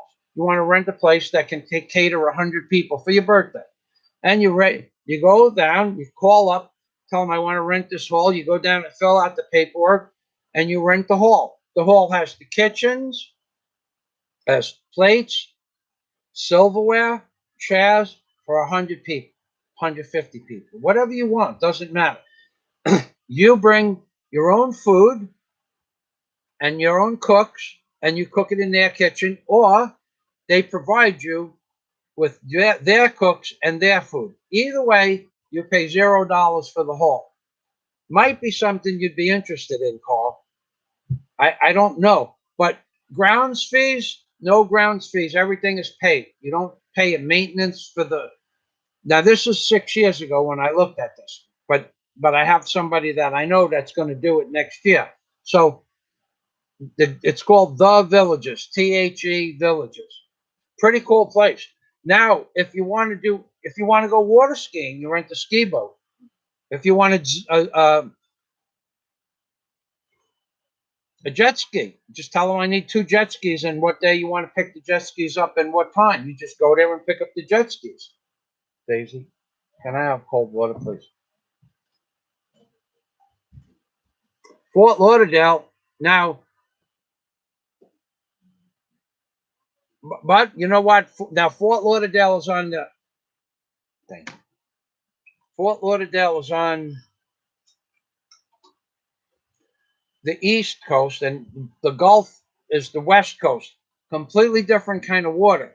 So if you're going to live on the water and you're going to go out boating, if you're going to do that, the ocean is much nicer than the bay. I got to tell you that. There's no comparison. Plus, you got the intercoastal in Fort Lauderdale that you can keep a boat on the intercoastal. So there's benefits to. But if you don't want to do anything and you just like to go golfing and boating, and you don't want to pay for a boat, you don't want to have the hassles of owning a boat, the Villages is a pretty good option.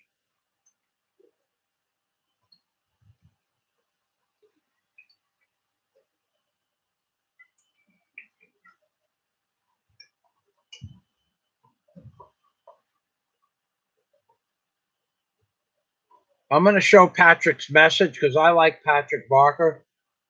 I'm going to show it. Um, Patrick Barker I like Patrick Barker. I like him a lot.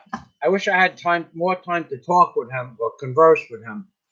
Patrick Barker is,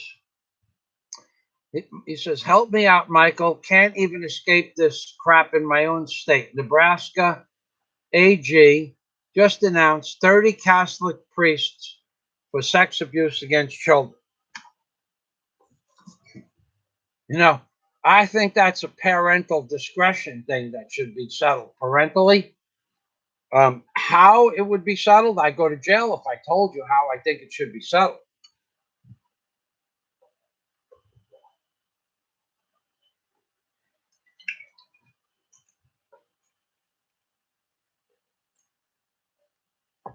$350,000 pesos, another for 850,000 pesos. Well, all right. Well, first of all, Patrick, you can't buy land, but you can rent it for 100 years. You could do that. Second of all, if you do buy land, you have to put it underneath a woman's name. She has to be a 60% partner, which means you can pay the 850,000 pesos, which is just over 9,000, 10,000, 19,000 pesos, almost, I mean, $19,000. You can pay that, put it under the girl's name, and you could pay the $19,000 for the land, sign the papers, and she can walk over to the next table and sell it to her brother for $1,000. That's the law here. She owns the property. Same thing with a bank account. You put a bank account, a business bank. You have a business Filipino that you partner with. They're the legal 60% partner. You put $1,000,000 into a bank account for a business that you're going to build with a Filipino, and the next day his name is on the bank account, by the way, as your partner. The next day he takes the $1,000,000 out, and you have no grounds to stand on. That's the law. What you want to do about it is your business, but that's the law. So I can't really help you out. I'm not a legal expert. I could give you a corporate lawyer. It's going to cost you some money. I could give you the name of a contact for a corporate lawyer, but you're going to have to be the one to talk to him, and he's not going to talk to you unless you're serious, and he's not going to know that you're serious until you get here in the Philippines. That itself is going to cost more than 300,000 pesos just to get here round trip.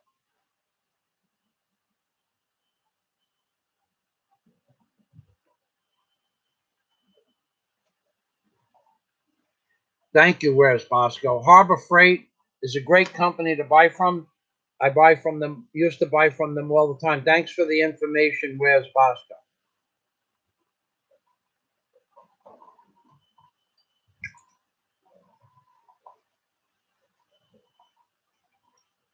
Yeah, I know, but hold on a second. Samuel has a job for me to do.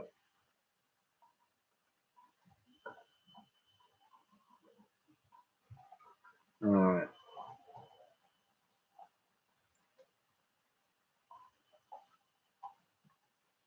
How do I?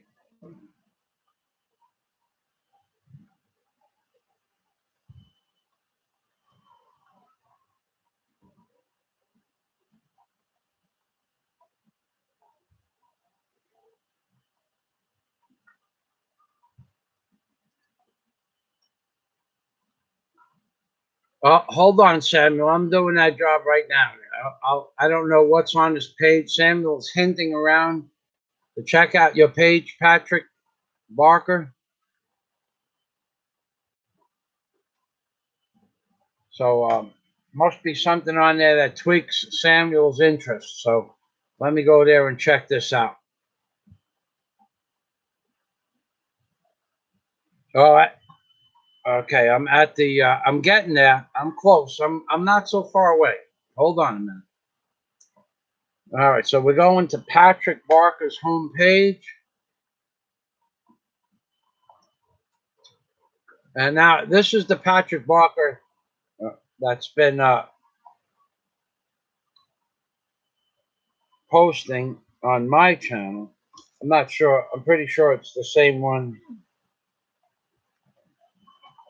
Okay, let's see what we got here. It's hard for me to navigate. Okay, so we'll open up that page. It's the one with the dog on it. I think it looks like a dog.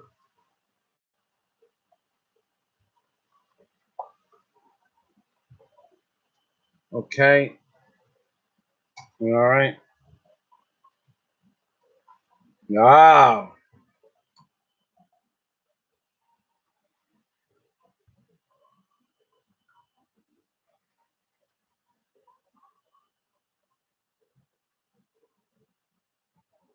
Yeah, he likes people that yeah, I understand that, Samuel.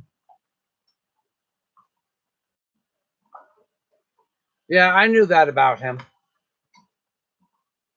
Thanks for pointing. I thought there was something really bad. He has his opinion, I have mine.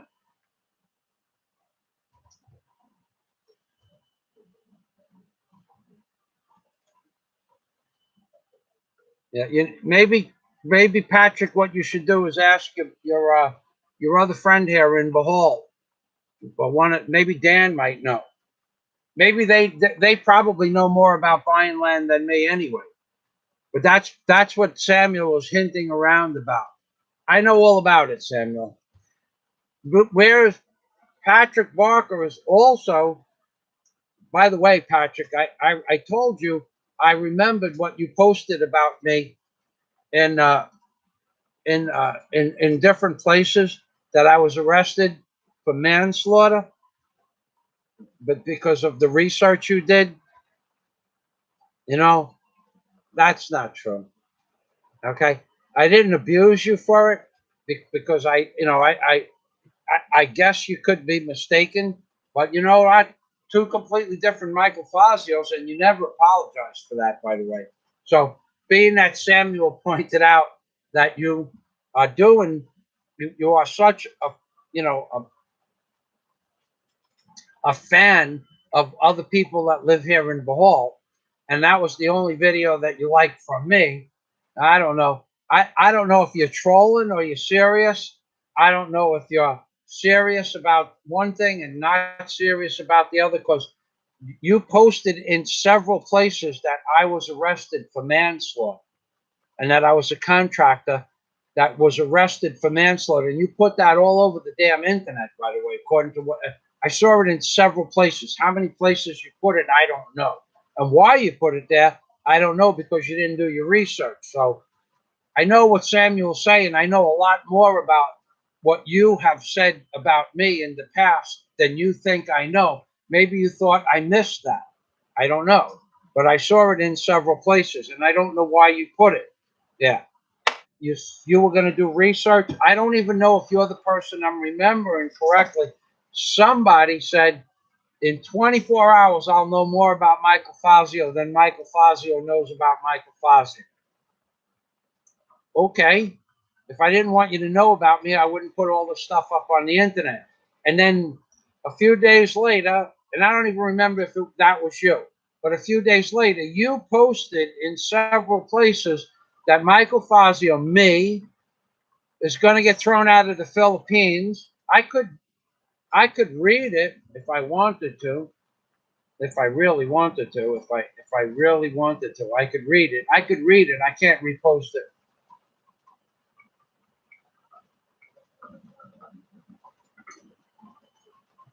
This is just the kind of, I'm not abusing Patrick Walker. I'm just telling the truth here.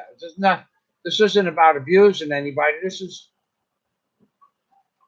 and because since then he's been really cool about what he posted. But I got to tell you, I really didn't appreciate that, especially that you posted it in several places. But I'm trying to find it.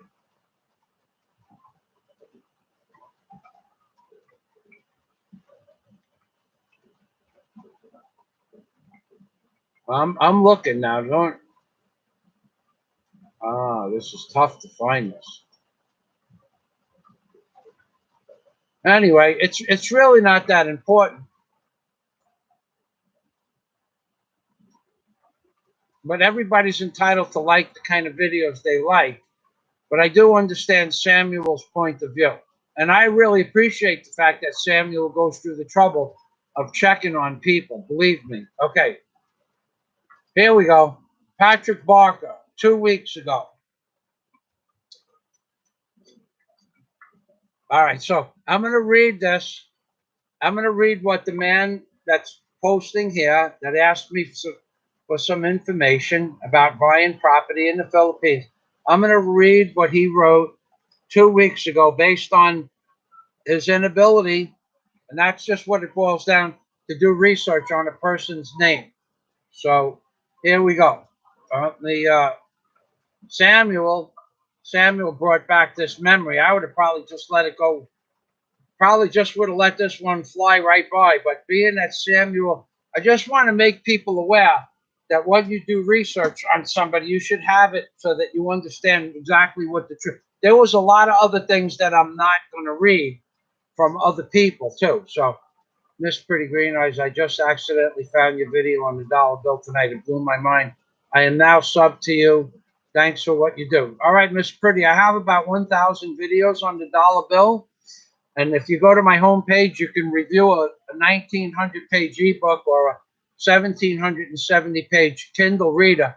It's on sale at Amazon for $2.99. A 1,700-page Kindle reader has a lot of what I put in pictographs in words and why and how I discovered those things. Okay. Psycho says Patrick Barker is jealous. Now I think he just did bad research, Psycho. I really think it boiled down to that. I want to believe that. Yeah, okay, Samuel. Okay, so we're going to, Patrick Barker, I'm going to read this comment, okay? No offense now. You know, some of the other stuff you posted was really interesting. I happen to like it anyway, even though you posted that stuff. I really don't dislike it, okay? I don't care whose other videos you like or dislike. In a very short period of time, the truth is going to come out about some of the things that you posted, and either I'm going to be proven right, the Village People Philippines is going to be proven right, or that other man is going to be proven right.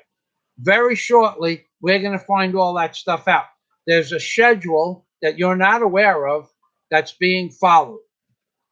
What the determination of all of that comes down to at the end of the day, I can't say. But what was done and what has been done in the past, I did say. And threats to make me take my videos off of YouTube just don't work for me. Okay. I posted nothing illegal. I posted nothing inflammatory personal note. I posted nothing that wasn't true. So 2 weeks ago, Patrick got his undies in a bundle, and he wrote this about me. Okay. Oh boy. Oh damn. How did that happen? Hold on. Oh. Okay, Patrick. 2 weeks ago. Hi. Whoa, whoa, whoa, whoa, whoa, whoa, whoa, whoa, whoa, whoa, whoa, whoa, whoa, whoa, whoa, whoa. That's not supposed to happen. Okay, so 2 weeks ago. Boy, how did that happen? Where did it go? Well, there's something doesn't want me to read this. Wow. Okay, so how did that happen? So we closed this. Okay, and we I can't even find it. Okay, I must have closed that by mistake. Okay, we'll start again. Yeah, I'm a stickler for stuff like this. So we'll just start again. I'll just go to I'll find the comment and I'll just read it when I get there. Okay, here we go. Far be it from me to let something like this go, but I did. And I don't know. I actually don't know if you're trolling my channel and for what reason, because I kind of remember you threatening me at the same time at some point, which doesn't bother me one bit. But or somebody threat. I don't remember every comment that I read, so I'm gonna just find that one comment. Um, I don't know if it was you. Could have. I don't. Maybe it was under a different name, but that kind of stuff doesn't bother me at all. Never did, and I don't think it ever will. So here we go. Let's find out. Okay. Since then, you've been very nice, but I think you might have an ulterior motive based on this original comment. But that doesn't mean I can't help you. Okay. Well, but we're getting there close. Now, if you'd like to explain why you put that comment out there. All right, here we go. Patrick Barker said 2 weeks ago, no one wants you to build anything. The last thing you built was a wall that fall down and killed a worker, and you got arrested and charged with manslaughter. Absolute straight up and down lie. You have been misled, and your research was not brilliant. And that was my reply. But now it goes on. You saw the scamming, you saw the scamming, the houses they build. Then you say you have no idea what they cost. You are wrong. That's where you are held accountable. It's going to be easy. Don't worry. Being in prison, a few folks in the Philippines, Village People Group will be joining you. Yes, we know you're a contractor, a bad one. That shit work cost a man his life. So, being that we're on the topic, would you like to address this comment? And now I'll read it in English because I read it the way it was written. No one wants you to build anything. The last thing you built was a wall that fell down and killed a worker. And you got arrested and charged with manslaughter, you being Michael Fazio. You saw the scamming, the houses they build. That sentence doesn't make any sense. You say they are scamming. May I have to change some of the words around? So you say they are scamming the houses they build. Then say you have no idea what they cost. You are wrong. That's what makes you held accountable so easy. Don't worry. You will be in prison with a few other folks from the Philippines, including the Village People Group, will be joining you in prison. And yes, we know you're a contractor, a bad one that does shit work at that. And you cost a man his life. All right. Another one is the title should be you and your Philippine village people were dead wrong and may very well be facing civil and criminal charges. Unlike you, I know the law, and under Philippines law, libel and slander, unlike American law in the Philippines, can be charged criminally and civilly judgmented. So bone up on libel law and ask yourself who the Philippines government is going to favor. And you and your big mouth or two people have helped more people in the Philippines who have than than you have in a lifetime. That's total bullshit. I've done more for people in the Philippines in the last 5 years than you could possibly imagine. Let's just pull this apart one little step at a time. I've spent more money in the Philippines than most other foreigners. And I've paid all my taxes on the permits and the buildings and all that stuff, and all my taxes and all the rentals I paid. I spent more money than most foreigners will ever spend in the Philippines. Okay. And you are completely wrong about that. My tax money went to building infrastructure and bridges and buildings. So you posting this kind of stuff on my channel, I could see where it upset Samuel. Okay, this video is sold gold on 100% ironclad proof that you have broke the law. Okay, so now you are condemning me for breaking the law. This video is solid gold on 100% ironclad proof you have broke the law. Look back on this video and see how many times you not only slandered them, but 2 seconds later you admitting you can proof anything you just claimed. I have saved every video you made. Oh, I don't remember this comment. And seeing how I have some free time, I'm going to make it my 2019 New Year's resolution to have you held accountable. And saddest thing is you're doing the work for me. Be ready to proof your statements. In case you don't know, libel and slander charges can only be defended by the truth. And you've admitted 100 times in just this last video, you can't proof a thing that you're saying. Hello to a very overpopulated, say hello to a very overpopulated Philippines prison. Then a ticket back to US, where I hear you have some legal problems. You're finished, my friend. And now I'll read it the way it should be read in English. The title should be You and Your Philippines Friends Village People Were Dead Wrong and may very well be facing civil and criminal charges. No commas or nothing like that. Unlike you, I do know the law, and under Philippines law, libel and slander, unlike American law in the Philippines, can be charged criminally. Should be a period there, or comma. And civil judgment, so bone up on libel law and ask yourself who in the Philippines government is going to favor you and your big mouth over the two people who have helped more people in the Philippines than you have in your entire lifetime. That's, like I said, that's total bullshit. I have spent more money than most people in the Philippines. Where do you think that money goes to that I spend?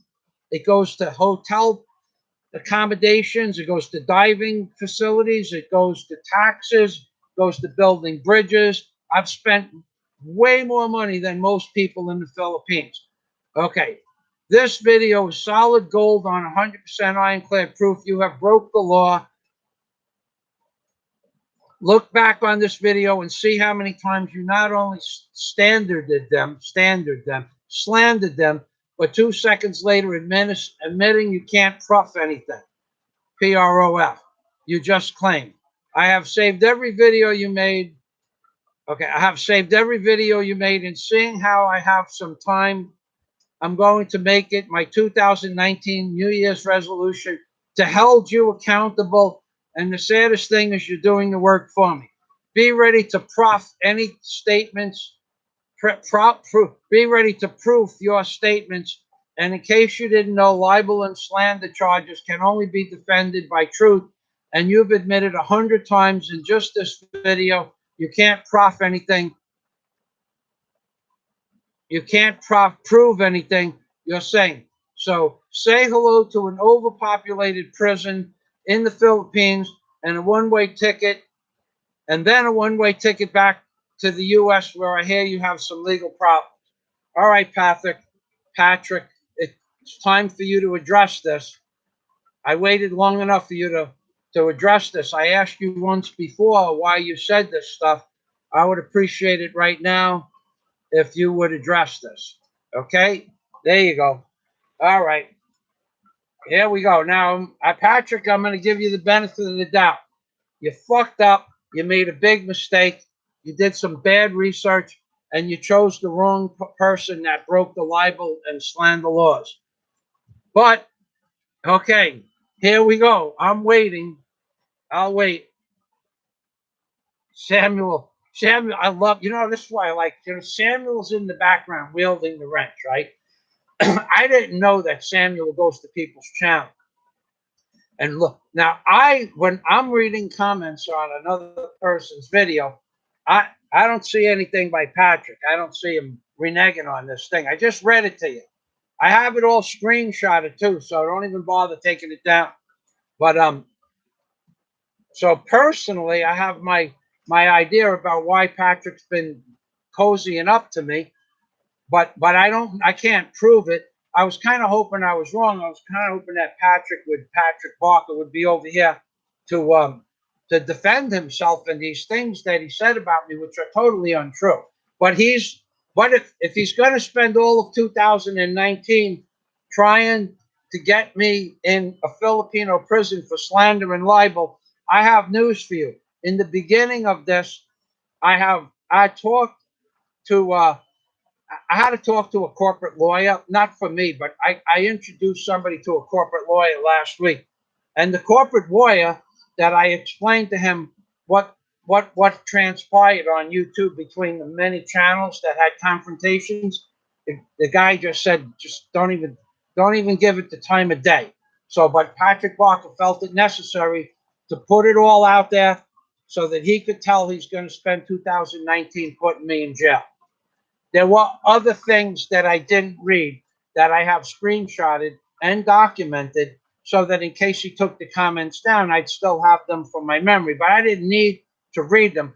I only just wanted to read them so that you people here can see how mistaken somebody on YouTube, and they can have a YouTube personality that goes flip-flops from one thing to the other. So I'm waiting. Okay, so where's Bosco? Patrick long gone. Back in the circle.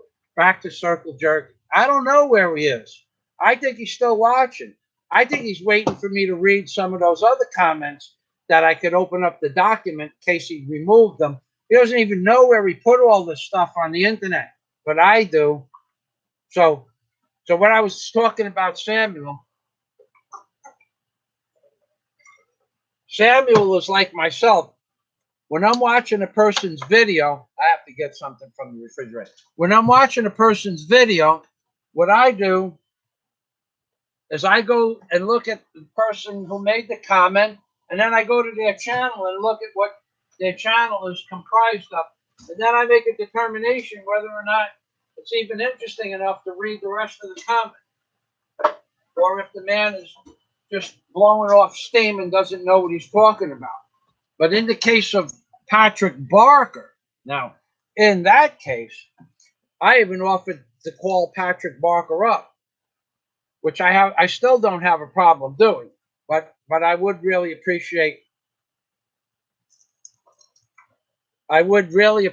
you to define what happened there. What happened with you spending your entire 2019 making sure that I go to jail? I'm sincerely interested in that. It should be something I'm interested in. And the comment was put in an obscure place in an obscure video. So hopefully I would miss it. But I got to tell you, everybody here, this month, the last 30-day segment, 30 days from yesterday, I had 5,173 comments, and I read every one of them. Now, I didn't read every one of them yesterday, but I try to read them every day. And those are only the comments that are on my page, on my channel. Then when I comment on somebody else's channel and somebody comments back to me, then I read those too. All right, so I'm going to have to scroll up. So getting back to Samuel, he does the same thing. He goes to the person's channel and looks at their videos that they like videos. That's a great thing. You like the other guy. I don't like the other guy. That's your opinion. But when you start posting stuff that's flat out law lies about me being the Michael Fazio that was arrested for manslaughter with no proof of that, other than you read some internet article. You know, I bet I could Google the name Patrick Barker, which I don't want to do, and I could find. I mean, you've sent me a lot of the articles that you've been participating in as law enforcement, or that's why I can't believe you got it so wrong, because you've been involved with law enforcement. I can't believe you got it so wrong. But I see that you're a stand-up guy. You worked in a prison as a prison guard. This man is not a troll, but he has an agenda. I don't know what the agenda is, but he's not like a bad guy. I still like the guy. Just like to see why he posted that stuff about me. Because like I said, I don't know if it was Patrick Barker or somebody else, but somebody said that comment is gone. That's why I don't know if it was Patrick, but someone said in 2 days 24 hours, I'm going to know more about you than you know about yourself. I said, okay. I didn't respond to the comment. I don't respond to every comment. I can't even push the like or dislike button on every comment because it doesn't interest me.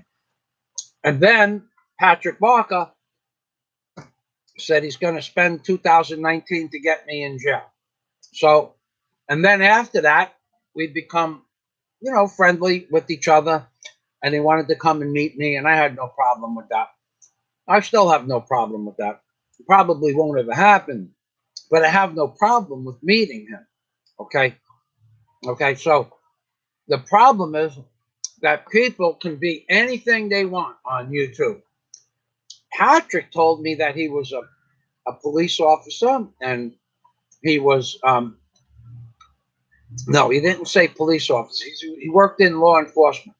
I think he said he had something to do with prison guard. And then he sent me the articles proving that what he said is true. So he's not a troll, not by any means. He just has the wrong understanding of Philippines law. That's all that what it boils down to, is that he loves one guy's channel and I don't. And he is a defender of that guy's channel against me and anybody else who says anything bad about the other guy. It's his prerogative. He can do that. But what I didn't like about those two comments is that they were flat out lies. There was nothing truthful about them. I cannot be arrested for slander. I cannot be arrested for libel. Once the person puts their self out in a legal venue, a public venue, then they are, and then the world is entitled to criticize what they do. Okay? Now, what Patrick Barker doesn't understand, in case he's still watching, is that there was a schedule being followed by the DSWD and the BIR and whatever other agencies that are involved, and they're following through.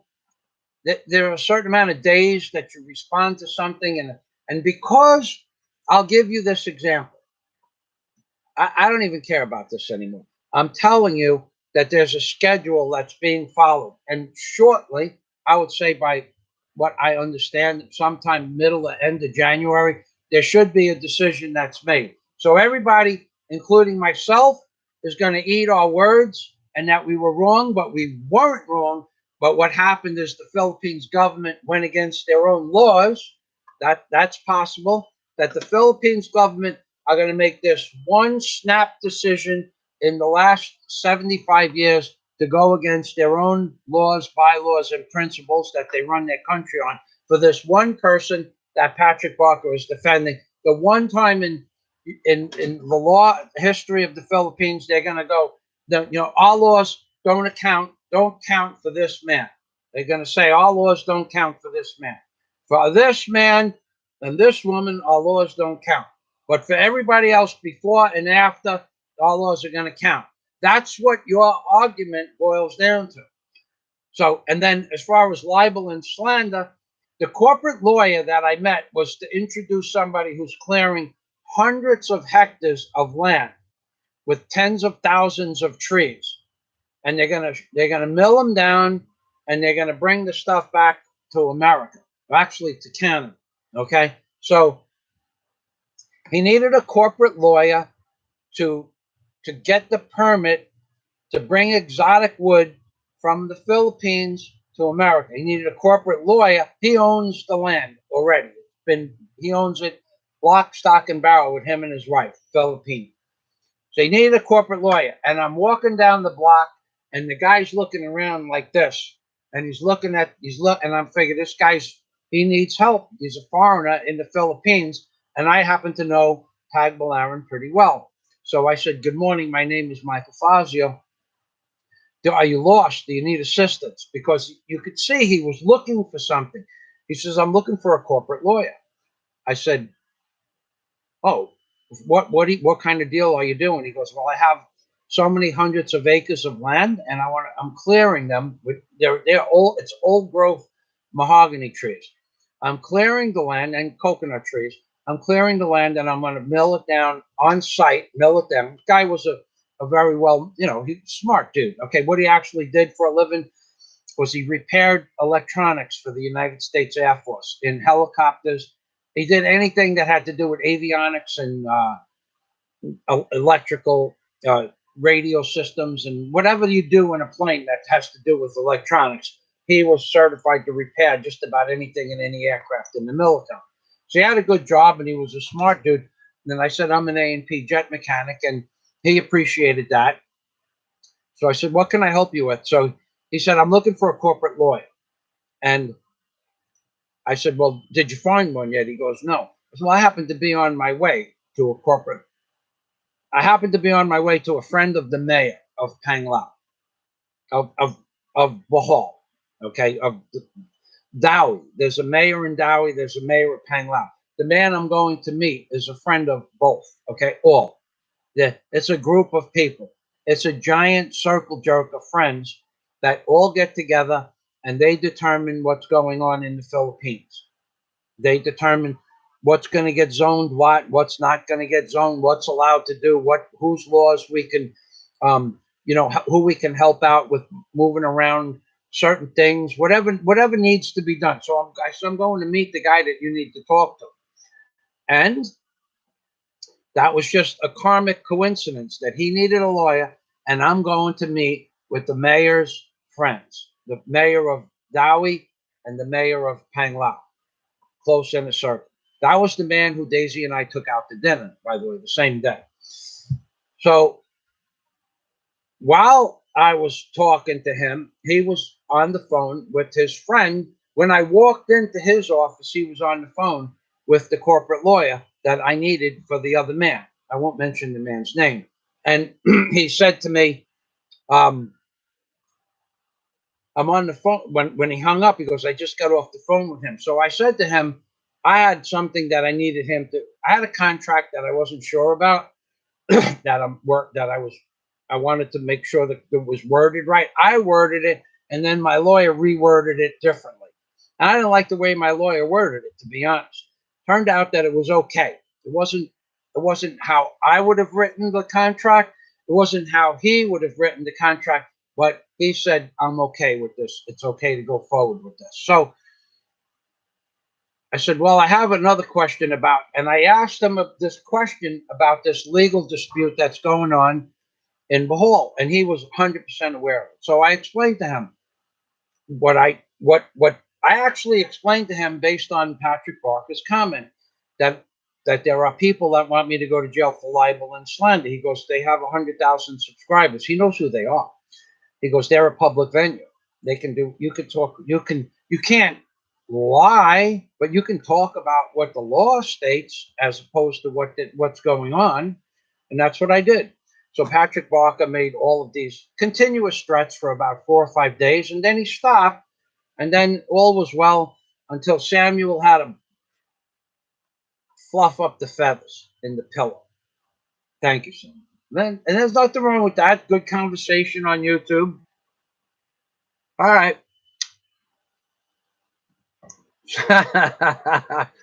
Okay. Now, here we go. All right, we got to go back up here because I missed a lot of stuff. I want to go over these comments, and maybe Patrick will have explained that by now. Maybe not. I don't really care, Patrick, one way or the other. Okay, so we're up to where we were. Okay, so YouTube said Boys Town in Nebraska, nothing new. Ask George Bush and thousands more. And George Bush is a known pedophile and child molester, and part of that comes from stories that came out of Bohemian Grove Society. He's a Bohemian Grove Society member. If George Bush himself doesn't molest children, many of the people in the Bohemian Grove Society molest children. And I liken that unto the piece of garbage, or some pieces of garbage that make videos about Pattaya in Thailand, or Pattaya, however you say it, and they go there for ladyboys, and the other people that go to Manila for ladyboys or sex tourists. I make it equate the same type of thing. Once I find out that a man is here with sex tourist business, I don't have anything to do with it. Nothing. I say, the guy who I used to live with downstairs in the same building, his name was Michael, right? 5 years ago, this is, and 4.5 years ago. And he didn't say 2 words to me the whole time. He was downstairs for 6 months. He used to bring a lot of prostitutes home. The landlord didn't have any problem with it. The neighbors didn't have any problem with it, and I didn't have any problems with it. Okay, that's what you want to do, but I didn't talk to him. So, Michael, one day I'm walking in through the downstairs foyer area, and he's there standing at the door. He goes, "Hey, Mike, come on over here. Come on over." And this is a guy I never talked to for 6 months. "Come on over here, come on." And I'm going, "What's up?" He's going, Mike, look at this. And he's like, he's tweaking. Okay. I knew he was tweaking. He comes outside sweating. The sweat was pouring off. He looked like Bo Bridges in the movie Airplane, or Michael, whatever, the guy, Lloyd Bridges, looked like Lloyd Bridges with the sweat dripping off his face. And he's a big guy. Okay. And he had the air conditioner off, and so he brings out these two. One was a a professional pak. One was a girl. One was a ladyboy. Said, me, these are my friends, Mike. These are my friends. He goes, this is so and so, and this is so and so. He introduced them with 2 girls' names. I said, yeah, okay. So he's going, Mike, these are the 2 best oral sex tourists. These are the 2 best. You wouldn't believe how good they are at oral sex. So I'm looking at him. And I'm going, yeah, okay, I got to go. No, you don't understand. He says, they're here now. You don't have to pay for transportation. For 1,000 pesos each, you can have them for an hour. So he was pretty high. And I don't argue with people that are high or drunk. Okay. Doesn't lead to anything good, and it usually ends abruptly. So I said, I got to go, Mike. I'm not interested. But they're so good. And then he started explaining what you could do if you wanted to, and what they would do to you. And I'm going, I got to go. So I walk away. That's what I equate to people that are sex tourists. So I said to him, I saw him a few days later when he woke up. Because I'm going to tell you something. Don't ever talk to me again. Just don't ever talk to me again. Never, ever talk to me again. Ever. Don't say hello. Don't say good morning. Don't say goodbye. And what I did is I called up the landlord and I told the landlord what this piece of shit did. And she came and she talked to him because whatever he was doing after that, he brought it someplace else. But the pot girls that he keeps for 4 or 5 days, that he kept bringing over.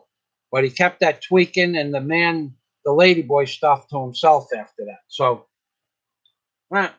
that's the Philippines. But I don't have anything to do with that shit. Nothing at all.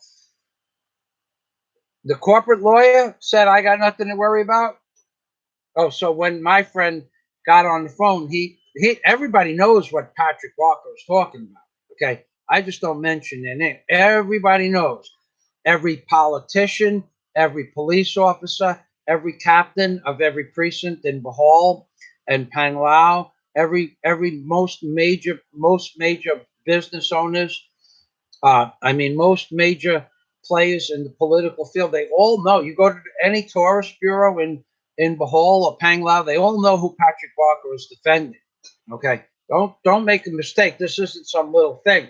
And the fact is that there's inside information that not a lot of people have. That this thing has not gone away. It may go away, and it may be in the favor of the person who Patrick Walker is defending, and it may not.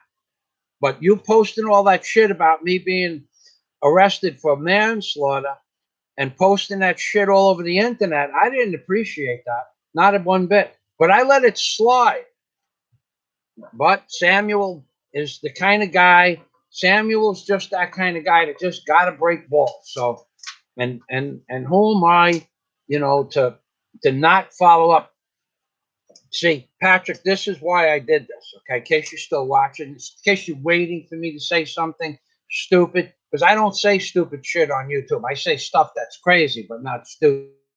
Okay, stupid is telling the world that Michael Fazio was arrested for manslaughter because I built a wall that collapsed. First of all, nothing I ever built since I started building stuff 38 years ago, nothing ever collapsed. Nothing ever. No ceiling, no wall, no deck, no dock system, no house. Not when I raised, nothing I ever built collapsed. When I used to raise houses, I'd raise them from 24 inches off the ground on mud and put them up 8 feet high on cribbing, and nothing I ever built fell. Okay, nothing, zero. So that's bullshit right off the bat. But Samuel, he had to stir up this freaking hornet's nest. Let me go back to the comments. All right. Psycho says he's jealous. The only reason he would slander you. No, he's not jealous of me. He's just defending somebody that he believes is true. Psycho says the apology would be the grown-up thing to do. He doesn't even have to apologize. It would be nice, being that I went through the trouble of not saying anything. I happen to like him. I sent me articles that he was involved with certain things in law enforcement. Not a troll. Not a troll. He's not stupid either. He did those things that he did were stupid, but he's not stupid.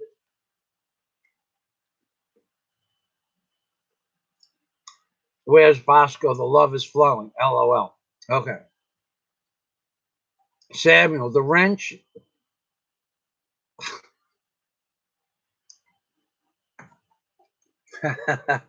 the eyes of the wrench are on you. Thank you, Samuel.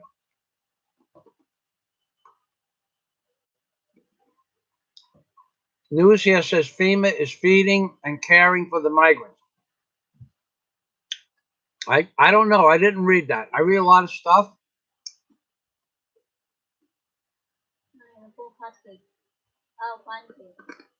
Oh, yeah? With raisins?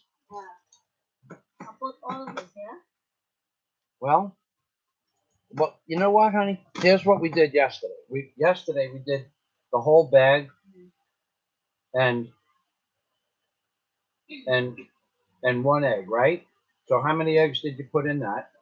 Go hot. Okay. Why don't you try half the bag and then see See if you can see if it'll dry up, because then when it sits for 10 minutes or 15 minutes, it's going to get thicker. Try half the bag, and then if we want tomorrow or the next day, we can have pancakes, because I don't want to eat all those two pancakes for two more meals. So we'll just make one good meal out of that. Okay. All right. Thanks. All right. So. All right. So.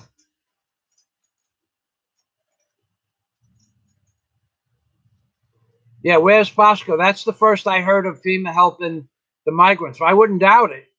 But you know, FEMA built all those FEMA camps. Why aren't them? You know, FEMA. That's a good point. FEMA built all those FEMA camps that house 8 million people. They have enough housing and bedding and lighting and boiler rooms and heats and air conditioning to house 8 million people. And it was in case the United States ever got invaded by a foreign force. Why aren't they putting them in a FEMA camp? That's where they should be detained. That's where they should be detained. I'm going to make that tomorrow's live stream topic. Okay. Where's Bosco? Trump needs to cut off every penny, every effort. That's right, he does. That's exactly what he does. Psycho. Oh yeah, CNN shows FEMA giving out food to women and children, giving them rides to the border. All right, I believe that. They're all criminals. These people, the news, the churches, more than anybody, the pedophile priests.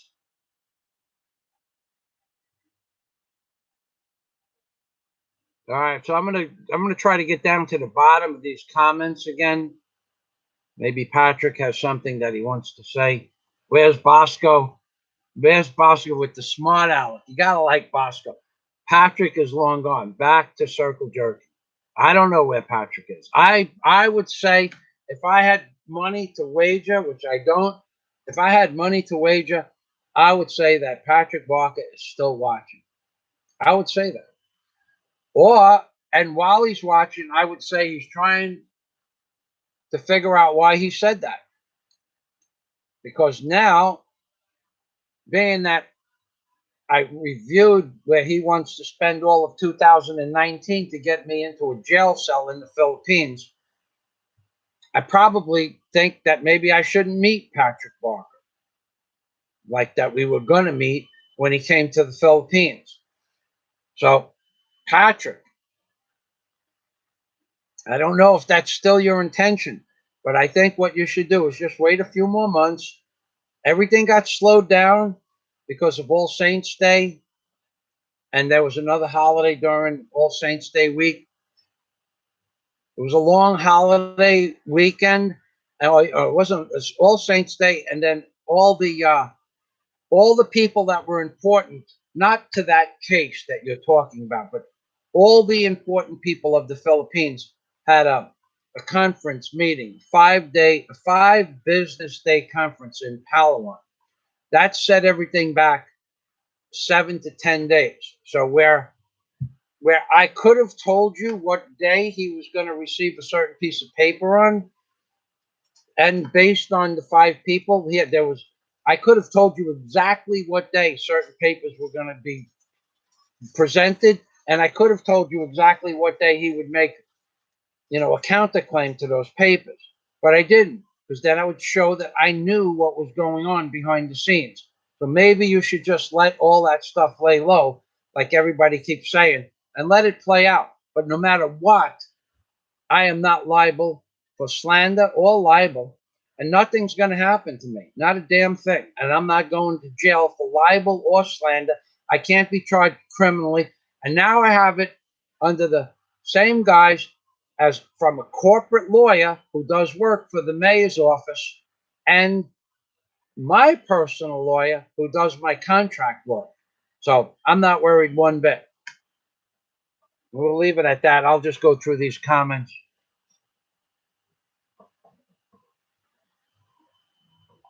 It's Michael Fazio. That was a good one. Patrick, LOL. Yeah, like I said, he's entitled to his opinion. But posting shit about me killing people by my work falling down and killing people, that's just total bullshit. Okay, so Danny Gordon is here. Danny Gordon, we're going to stop talking about Patrick. Danny Gordon is has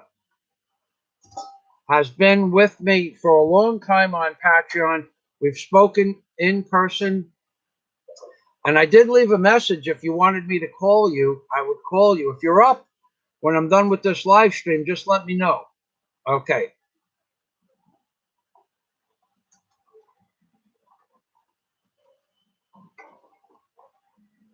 All right. Danny Gordon.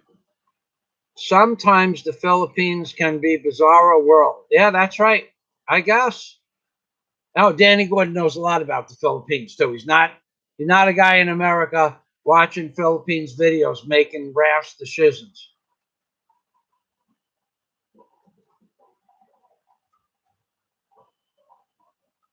Well, Danny Gordon is not here for subs. He has no yeah, I know who you are, Danny. I am sure. Okay, now Danny Gordon says the migrants are being funded by the Catholic Church and other groups that profit from them coming into the country. They received $100 million a year last year alone. See, now if you want to see proof of that, what Danny is saying is true. Danny Gordon is right. Okay, Laura Ingram. I have it. I had it up on the top of my screen. I read it yesterday. She had it on the end. Here it is right here. Here it is right here. Okay. 11/27.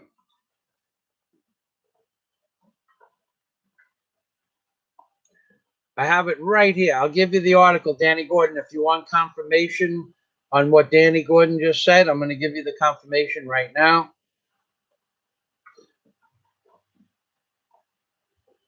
Let's show more.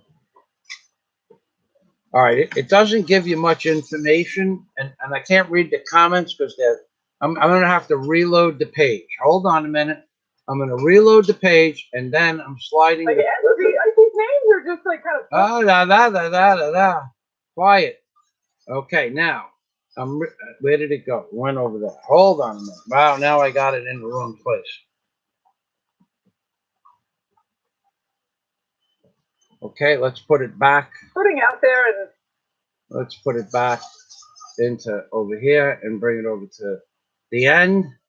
Okay, so I don't know if it I don't know. I still can't read the comment. Oh, here we go. Oh yeah, this is it.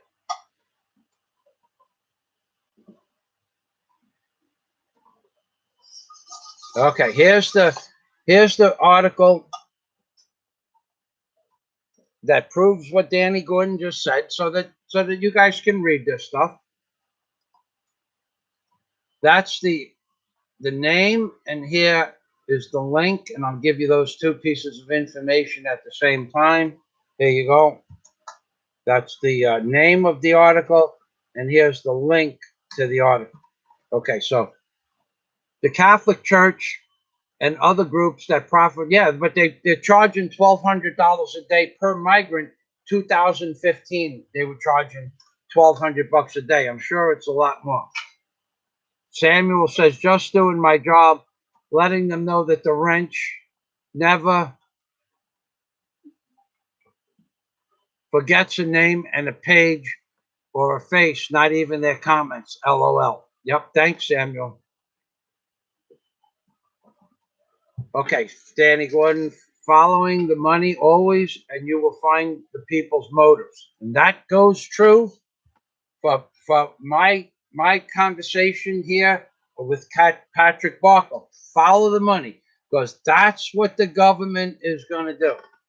You can't do certain things in the Philippines, okay? Do you think I'm trying to meet with, does anybody here think I'm kidding about trying unsuccessfully to meet with President Duterte? Do you really think that I'm kidding about that? President Duterte could watch any one of my videos about the Philippines, and all he would say, he's an intelligent and he's an honest man. All he would say is, he's right. I never said anything bad about the Philippines. I said some bad things about some people here that really are freaking corrupt. You go into a store, you spend 1,200 pesos for a phone, which is not much. but it's 1,200 pesos, and you walk out of the store and you sit down for a minute and you come back in, you try to do something on the phone, it doesn't work, and they don't want to give you back your money. I got videos up like that. I got lots of them up like that. And I'm going to put them up again if it happens to me again. But I never lied about anybody in the Philippines. And those videos show me standing in front of the door and in front of the business and the people inside that wouldn't give me back my money. And they sold it to me. It was the last one, the phone they had. It was my phone, the last phone they had. And it was the last, that's it. They didn't have any more. And it was the only model in the 1,200 peso area. Okay. It wasn't an expensive phone, but it didn't work. So I wanted my money back, or I wanted another phone of equal or greater value. They don't do that here. So if that's the kind of stuff you're going to present the President Duterte with, knock yourself out. That's about as bad as it gets. Danny Gordon says the Democrats want votes and the Republicans and Chamber of Commerce want cheaper labor, and the elite class wants poor peasants that can be controlled. That's exactly the plan. That is the New World Order plan to screw the American people. All right, so now Patrick Barker, I think Patrick is coming back. Where's Bosco? I think he's here, just waiting for the right moment to say hello. Danny, how can we meet? You're in the Philippines now? What island are you on? I saw something. I skimmed by an article when I was skimming down the messages.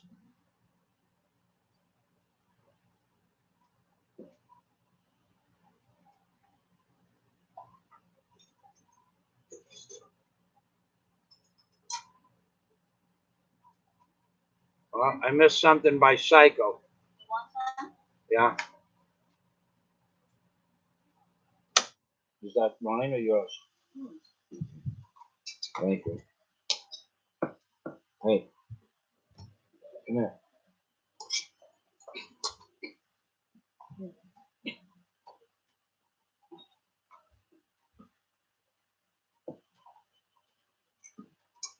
All right.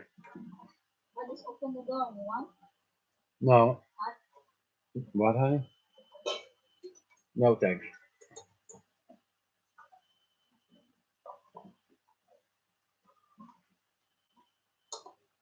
Danny Gordon, look at what the Catholic Church charges if you want to think about adopting a child here in the Philippines. $25,000 US dollars for their services.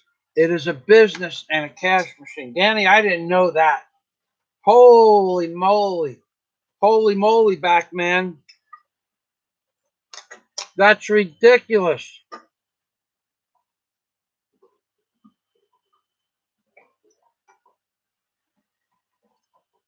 Wow. Yeah, they gave the Catholics their own sovereign nation. That's right, Danny. $25,000. It would be easier for you to move to the Philippines, get married, have a kid, and get an annulment, and the girl give you the child. And then it would be your child if you could have children. Do we have more of these, Daisy? Yeah, I won't have one more, please. I don't know. That's good for me. Thank you. That's enough for me.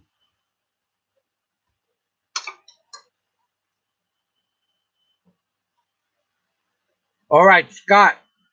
Wow, Danny, Scott, I'm here. I'm Danny Gordon is explaining that it costs $25,000 to adopt a child from the Philippines.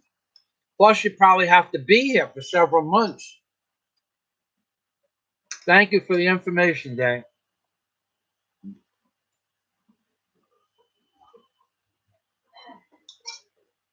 Are you staying in Davao? I can't.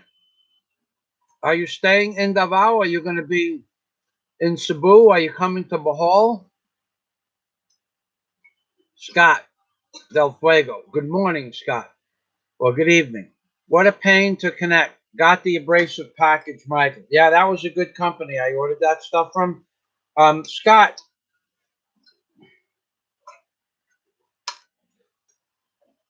is it? I only have one more small thing. Is there room for? I mean, and the weight. I don't want to go over the weight. Now, I don't know what the package weight was. I never looked, but I have something about this big. It's called a drill doctor. It weighs about, I think it weighs 1.8, weighs just under 2 pounds, and it's about the size of the camera.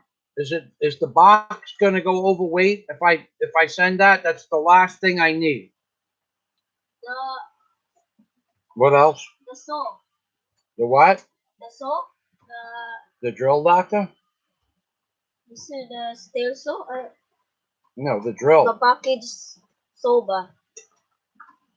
Saw. I forgot. The saw? Concrete saw. Contractor saw? Concrete saw. Remember that we fixed and then Oh, the concrete grinder blades. Mm. Oh yeah. Well, I was gonna. You had to order the concrete grinder blades from a different company. And I didn't want to overburden the box, so I wanted to talk to you about that. But I don't need the concrete grinder blades. That's why I didn't order them. They don't have to come here. I don't need them. I could get them.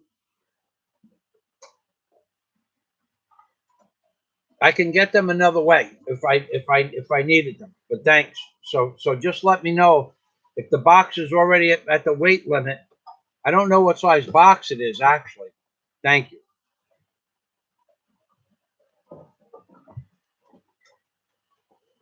All right, Danny Gordon. Oh, I see where you're going. Danny Gordon looked at adopting her niece just to help her. I'm trying to, here in the Philippines, the family takes care of the rest of the family. I don't know that I would want to give the church $25,000. I mean, I don't understand what. Well, yeah, you know what? They have laws about that. You're right about that. You might have to, in order to have the child in the house, and you're not being the biological parent. You might have to adopt the child. I didn't think about that. They have laws in the Philippines. You are not allowed to be, a foreigner is not allowed to be with a child that isn't his child alone in the Philippines. So Danny wanting to adopt a child, that might be part of the law. And if that is the law, that's the law. There's no doubt about that. You're in a car with a child under 16 years old, I think it is. You can go to jail for just being in the car. You don't have to do anything to the child. Just being in the car with the child. Somebody takes a snapshot picture, and you can go to jail for that here in the Philippines. I didn't think about that, Dan. In fact, while I was talking about Patrick Barker, a lot of that has to do with what Patrick Barker is upset with me about. But that's life. All right. So you're here permanently. But here's what I'd like to do after the holidays, Danny. Well, after you can, if you're coming here, I'll meet you tomorrow or this afternoon. I mean, that's not a problem. But after the holidays would be good. This way you can take care of everything that you have to take care of with your family, and I'll figure out some way to say hello to you, one way or the other. You're on my Patreon account. Send me your Globe cell phone number, and then I can call you. I could call you this afternoon when we're done on this live stream. I can call you on any Globe cell phone number. Or if you, no, not a landline, not in Mindanao. Only a cell phone number. I can call landlines on the island of Bohol, but I can't call landlines in Mindanao. I have to pay 8 pesos a minute, so I don't want to do that. But if you have a globe number, if you don't have a globe number, I have a load. We have loads in the phone. I have a load in the phone. We could text, but I could talk to you through Patreon as well. So thank you. Oh, okay. All right.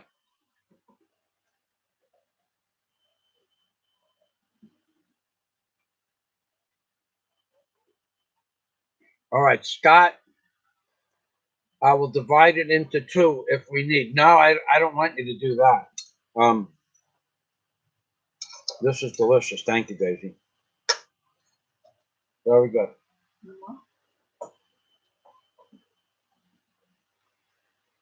Thank you. Mine is different than you have. It's okay. Well, the first pancake always cooks different than the rest. Always. I don't know why. Just the way it is. Unless you get that skillet perfectly the right temperature, it's hard. Well, okay, Scott. If I do get grinding blades, I'll just get 2 or 3. I don't need them, but I probably could. It's basically just stock. All right, thank you. And the drill doctor is only going to weigh like I said, 2 pounds, and it's only the size of. It's about the size of this camera. It's about 4 inches tall, 7 inches wide, and 3 inches deep. Danny says her niece will move in with us here. She is 17, and we take care of her school and future. Very nice. It's good to hear that. Yeah, that helps. That would be very beneficial to anybody that you could do that for here, because without an education, they are stuck with the most menial tasks. I don't like to put the people in. I'm not. I don't believe the people in the Philippines are stupid. That I don't believe, but they don't have a good education. Now, and I'll give you for instance. You go. Yes, 2 days ago, 3 days ago, I was looking for a Christmas light that rotated like this and put the laser on the wall. And I'm in the biggest store with the biggest Christmas display. I'm in Home and Fashion in the ICM Mall. Home and Fashion. It's the biggest store in the ICM Mall. It's a couple of layers. They have everything. They have a sporting goods store. Anyway, they have the biggest Christmas display. It had to be 100 feet by 100 feet, maybe more. Okay? And they had every look. You just look at it, you could see Christmas trees and lights. So I said, where's the ones that rotate like that and put the light on the wall? So she tells me over there, and she points to the kitchen displays, to like kitchen appliances. I said, what are you doing? I said, that's the kitchen. Yes, sir. That's where the lights are. We go, but you have like 5 rows of lights right there, right next to you. It's right there. There's 5 rows of lights. Just show me where the one that rotates is. So she didn't know. So she told me go downstairs to Fix Right Hardware. Fix Right Hardware. And now they don't have them there. I looked already a few weeks ago. I looked. They don't have them. They have, and whoever does have them anyway, they're all interior things. So I figure I'll buy I want an exterior one. So anyway, so this is what you get. You got a girl that doesn't know where they are, and then she tells you 2 places that they're not, because they're not educated to learn business ethics. When they don't know something, say, I don't know, sir, but maybe my manager over there would know. They will not do that. They have to tell you where to go, whether it's right or wrong, whether it's there or not. If you go there and you get upset and you come back and you say it's not there, they'll just say, okay, it's downstairs and fixed right now. Instead of sending you across the hallway, now they sent you 5 floors down and 175 meters to the left or right, and now you're not going back up to argue with them. That's the problem with the Philippines. Hopefully, if she gets a college education, she'll be able to at least tell you what building they sell those lights in. I wouldn't ask for much more because their college education here is the equivalent of freshman year of my high school. I had a better education than any college graduate in the Philippines, unless they specialize in something. 4 years, excuse me, a 2-year college to teach marine engineering. A 2-year college to teach marine engineering, and they don't know how to read a map. Ask them what a long and a lat is. I have no idea. 2 years, and I say, what can you give me? Can you give me a long and a lat for where you are right now, where we're standing right now? No, I don't. No, they don't know. 2 years in a marine engineering college. Marine engineer. Well, I said, well, what are you studying? I'm studying to work on diesel engines. Okay, can you tell me how an injector works? No, we didn't do that yet. 2 freaking years into you're in the end of your second year, and this was last year. The end of your second year, and you can't tell me what an injector is or how it works? No, sir. I says, okay, have you ever been in the engine room of a ship? Yes. Okay. So explain to me how the diesel fuel is filtered. What is the process for? They couldn't answer any question I asked them. These are basic questions. How is diesel fuel filtered? How is the filter made? Give me 2 types of filters that diesel fuel is filtered through. There are basically just 2 types, by the way. A sock filter and a paper cartridge. Couldn't tell me. 2 years in marine engineering to study how to work on marine engines, and he didn't know what a sock filter was. A sock filter. It's a basic standard filter for bigger engines. Please, I hope you give her the best education possible.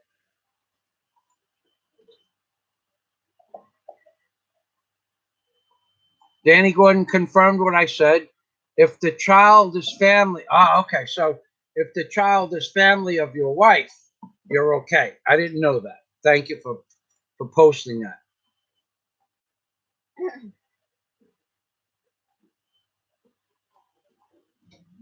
If the child, Danny Gordon explains the law. If the child is family, you are okay. But if the minor is not, then you can be arrested if you are in certain areas under the Republic Act. Right. I don't know what those areas are. I don't even pretend. I remember I read the Public Act, and you can be arrested. Like, I don't think you're allowed. Like, I did a video 2 days ago about the new buses. And then I said hello to 4 or 5 students that were probably between, maybe they were 12, 15, 13. It's hard to judge. Then I just said hello to them, and you're going to be on YouTube. In a public venue, on a public bus, that's okay. But if I was alone with them in my personal car, any one of those students that I'm not related to, or somebody in the car isn't their relative in some way, then I could get in trouble. Would I get in trouble? Probably not, but you can get in trouble. So you really need to pay attention to the law here. In case Patrick Barker is still here. There are laws about this, Patrick.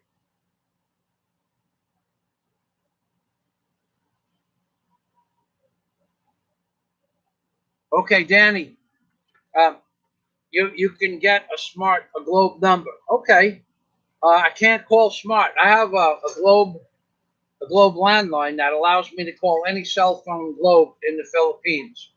So you could pick up one of those little chips for about, I think they're like a 70 pesos now for a Globe SIM card, and it's like $1.40, and then I can call you.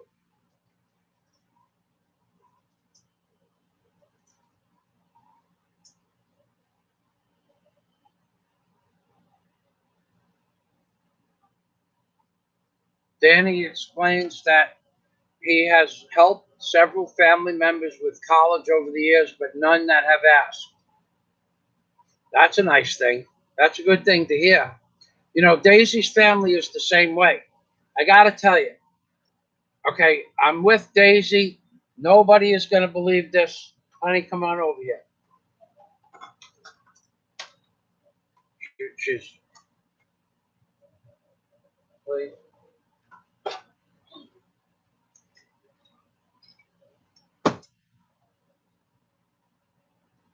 I am with Daisy, and this is December. In January, that I met Daisy. Okay, now I'm going to tell Dan. This story is for Danny Gordon and anybody else. Okay, in January we will have been together 3 months on the phone. We met on January 21st on the phone through the internet. In 3 years, well, in 2 years and 10 months, Daisy's family has asked me for this. This is what Daisy's family has asked me for. Nothing. Nothing ever. Nothing, not one peso. Okay. Doesn't mean that I don't give them something, but they have never called up and said we have a problem. Never. Uh, Gonna leave it at that. It's just not happened. Never did. And I said, if I met the mother and I met her nephew, I said it can't happen. Daisy knew that. So now I said, but on Christmas and their birthdays and Easter and whatever their holidays, All Saints Day, we send them a little bit extra. What did now? 2 years ago, the last maybe a year ago, when did your mother talk about getting a pig, or you said it was a good idea? Last year. You did, yeah? Yeah. Yeah. Daisy said, I thought she was kidding. She said, I said, what do you want to get your parents for Christmas last year? And she said, a pig. I was laughing. I never heard of that before. And so we did, because I don't know if they didn't want one or what. I don't remember why we didn't get them a pig. But anyway, this year we got them a pig for Christmas. And but they didn't ask. But I just said last week, I said to Daisy, you want to try to get your mother and father a pig for Christmas? They're going to grow the pig and then sell the pig for a profit. So she said, yeah, that's okay. So I said, call up your mom and ask her when she wants the money, because it's getting close to the holidays and pigs go up in price because they're more valuable towards the holidays as a baboy, as a roasted lechon pig. So we sent off the money for a pig and some extra money for some meals and some Christmas stuff, and but they never asked for anything. And Daisy has never said, Michael, will you get anything for my parents? Never, not once. She's a good girl. So, her parents, they're all Filipinos. This is the point. There are Filipino women and there are Filipinos that don't ask for anything. And everybody could use more, but they get what they need. And when I let Daisy determine how much money we're going to send her parents for birthdays or occasions, whatever, right? Yeah. So, you want to say hello to Danny Gordon? Hi, Danny Gordon. We're going to get to meet Danny soon. Huh? Yeah, we're going to get to meet Danny. He's living in Davao. Huh? Where in Davao? Okay. Danny, Daisy is from Capa del Norte. Kapalong, Davao del Norte. Capalong, Davao del Norte. About 2 hours from Davao City.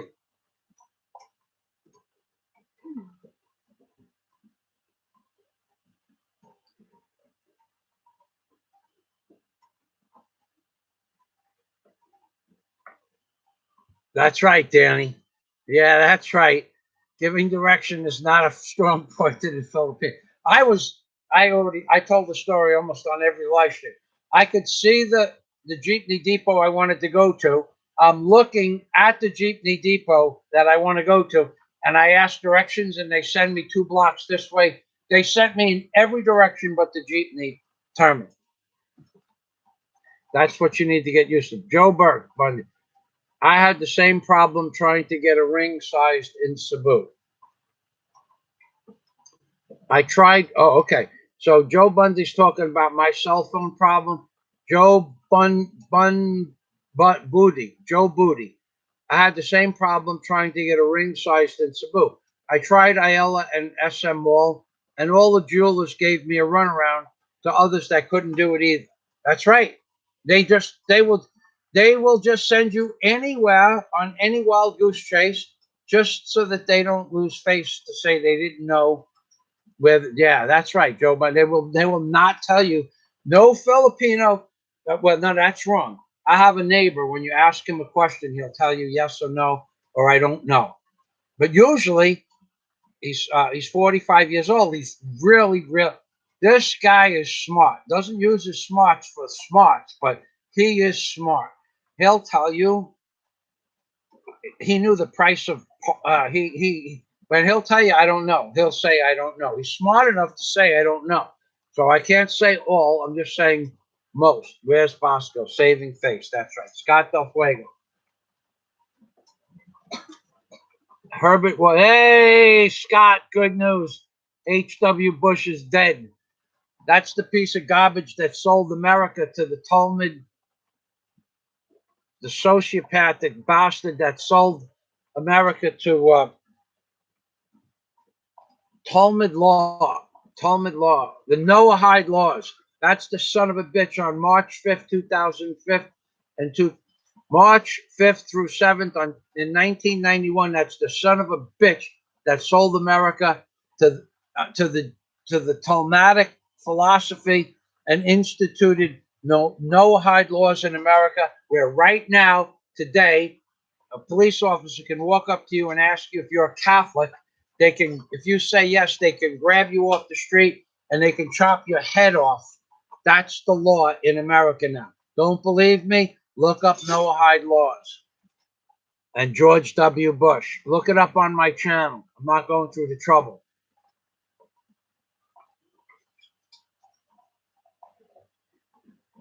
Samuel says, I think the barking wrench scared him away. I don't know. I think he's still watching. I think he's waiting.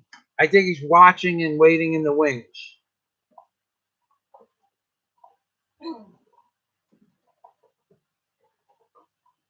Daisy, Danny lives in the Digos area. Digos? Digos. You know where that is? Yeah. Is that close to you? No, Far.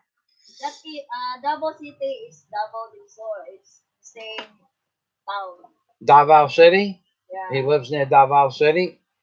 Yeah, 1.5 hours traveling for Ligos. Ah, Daisy knows where you live.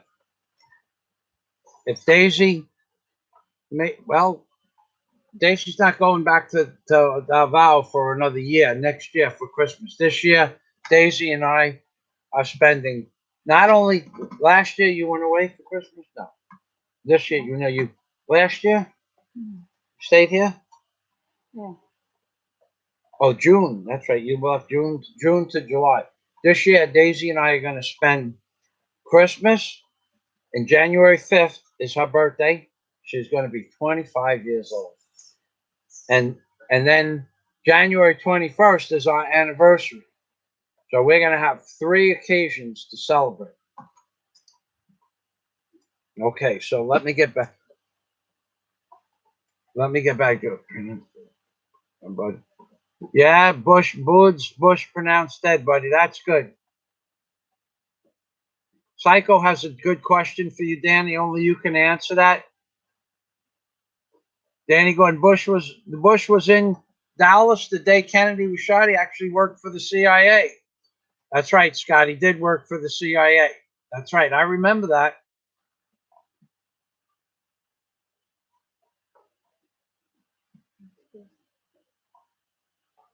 Yeah, Danny. Good answer. It's safe when Danny's in the Philippines. Good to know. Yeah, that'd be nice, Bosco. Junior, too.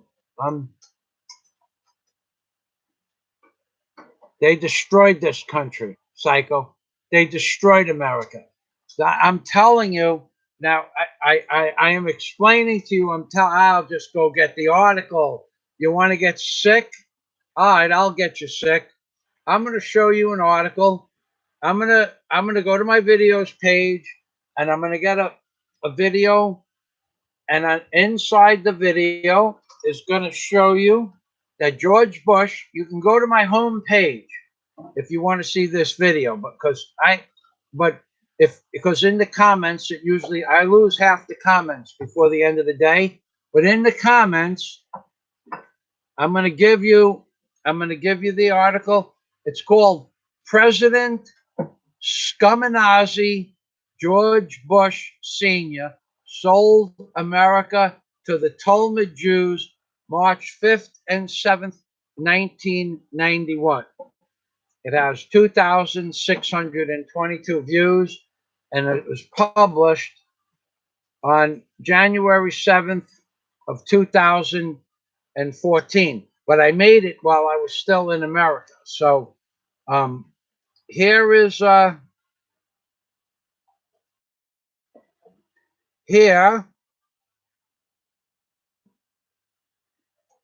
are the Noahide laws, and hold on a minute. Let me just get this posted. Just give me another 30 seconds or so.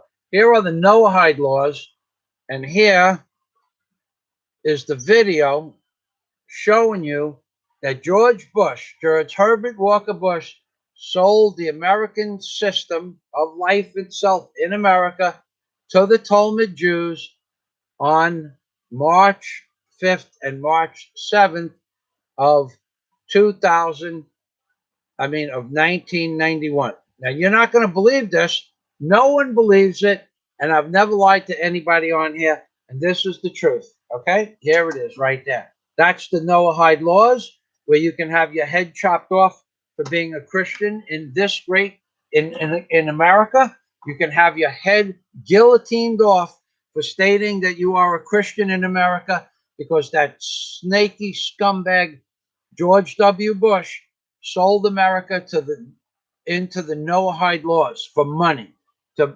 And of all people, if I remember correctly, it was a rabbi named Rabbi Shearson, Shearson, Shearson, like to shear something off. And the Noahide law says you can have your head sheared off if you profess to be a Christian in America right now, today, and every day since 1991.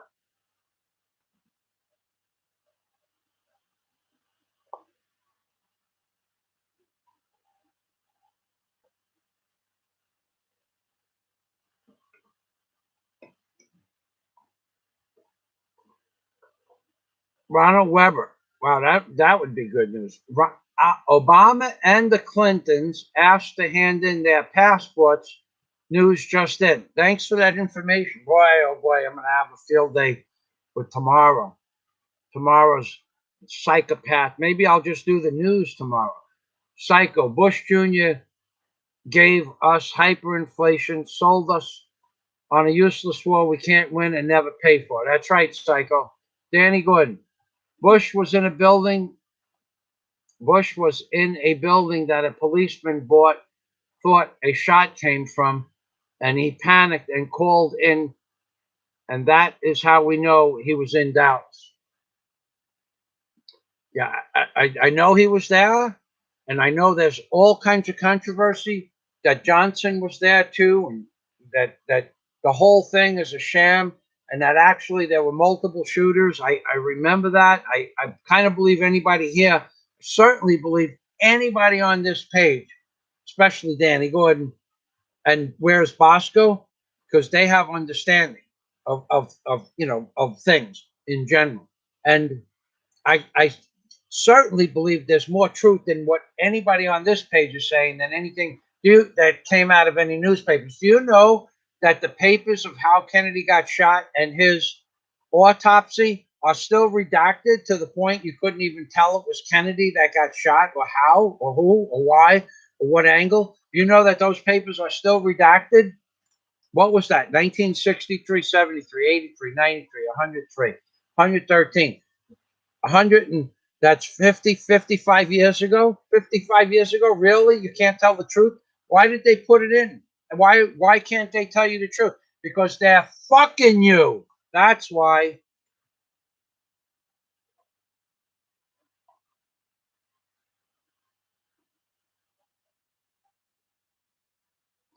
I remember that. Gas at 66 cents a gallon. You could go through Georgia on my way from New York to Florida or Florida to New York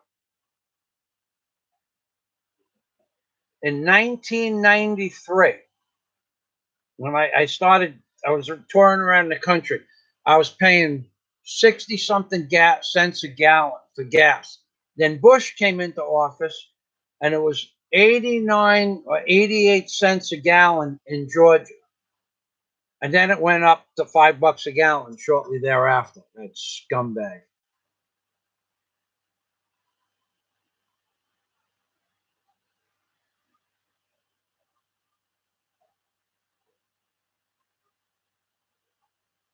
All right.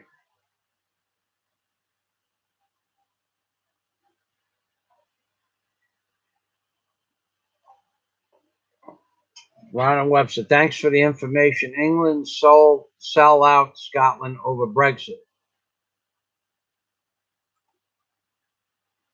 Oh yeah, Kennedy's death was an inside job. Of course it was.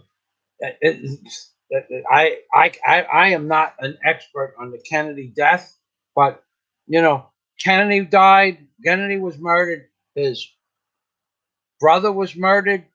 Robert Kennedy was murdered, and then his son was murdered. All by people that have close affiliation with George Bush and the Clintons. All of them. Okay. The son was murdered when he was fighting Hillary Clinton for the Senate seat of New York back in whenever she became the senator of New York. And the brother was murdered when he wanted to become president. And Kennedy was murdered because he wanted to do away with the Federal Reserve.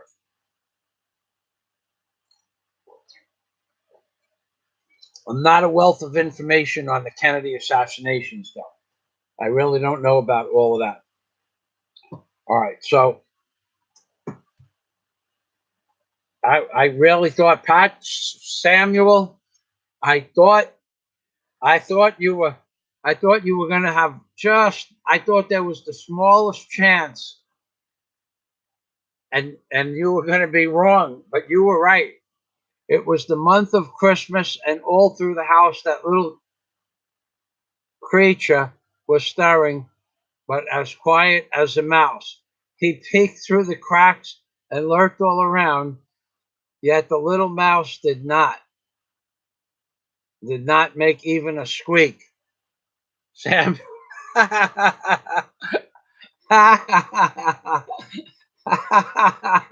Samuel. Patrick Barker. Wherefore art thou? Samuel with the Christmas spirit. Jeez. Samuel, you're too funny, man. You're too funny. I guess Patrick and I are probably, and the thing is, I know that Patrick was listening if he's not still listening to when I went back to the comments that he made about me, the derogatory, untruthful, flat out lies that he made, and then the threats to have spend his entire 2019 to get me arrested for libel and slander. I know he was listening because he actually is a pretty smart guy, and he usually says, "I'm out of here. I'm gonna go now. Have a good day." So he didn't say that when I started talking about that, and I'm sure he's still listening. Waiting for me to say something bad about his chosen friends. We're going to see who has the last laugh, just like you put in your comment. And I don't think, first of all, nobody is getting in trouble for any video they made for a couple of reasons. In case anybody, Danny, is still watching. Patrick is still. Nobody is getting in trouble. First of all, the DSW is not a policing agent. Number one. Number two, the policing agents that do police this kind of stuff don't work for your friends. It would be like me calling up the FBI and telling them to go get Daisy. She did something wrong. It doesn't work like that. The DSWD and the BIR and the other agencies that are involved with that case, they don't work for you and they don't work for your friends. They work by looking at the laws objectively and dealing with the people that broke or didn't break the laws. Okay, don't they're not sicking anybody. You can have a file this thick, like he's got on the video. A file this thick. He can have a file this thick. The DSW doesn't work for him. It doesn't work like that. What the DSW is going to look at are all the things he did in the last 3 years. And then they're going to decide what they're going to do.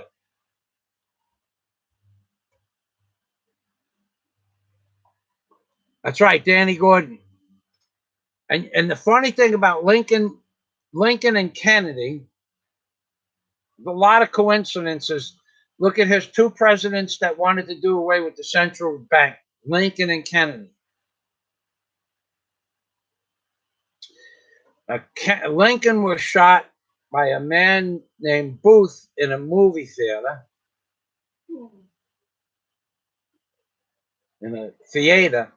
and Kennedy was shot. There's something about the assassins for Lincoln and Kennedy. Their birthdays were reversed, or they were born on the same day. The assassins. I remember reading it probably 15 years ago. But something about the assassin for Kennedy and the assassin for Lincoln. There's so many coincidences between the two. You'd have to look it up. But it's pretty. It was a good read, but it wasn't something I did anything with.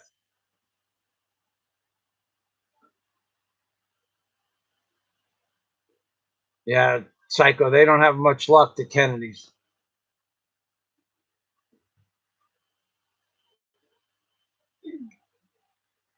Yeah, Danny, you don't have to tell me. Remember back in the 80s, if you wanted to buy a house, you had to pay 18.5% mortgage. You had to pay 18.5 percentage points on your mortgage. Remember that? That was just wonderful. Thank you, Ronald Reagan.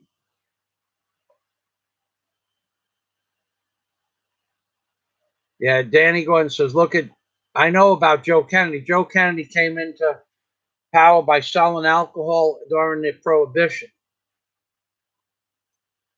In the UK, you can't say Christmas holidays. UK trying to ban the word Christmas. Carol singing is now racist in the UK. Wow. Oh, in a few weeks, the kids will be caroling around here. Boy, they love Christmas carols here. Ah, right. Scott Del Fuego.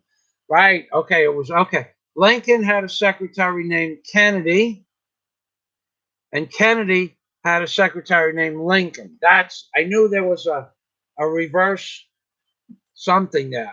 I didn't know. Like I said, I'm not versed in the Kennedy assassination. I did watch an article when his anniversary was up. I remember the day he got shot. The teacher took a little black and white TV screen that we had and put it in the room, and we watched that. I remember doing that. I don't remember which teacher it was, but I remember watching the whole thing. Okay, Danny Gordon. Booth was in Monroe, and so was Kennedy. Okay, that's another coincidence. Samuel ho ho. Samuel ho ho ho. This year, Patrick Walker gets squat for coal, not coal. Not. Oh, Patrick. I mean, oh, Samuel. Oh, Patrick. It would have been so much easier had you just come on and said, Mike, I made a mistake. You could still do that anytime you want.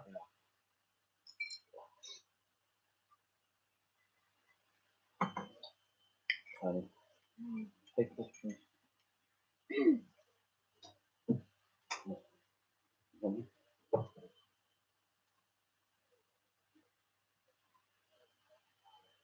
Ho, ho, ho. Ho, ho, ho.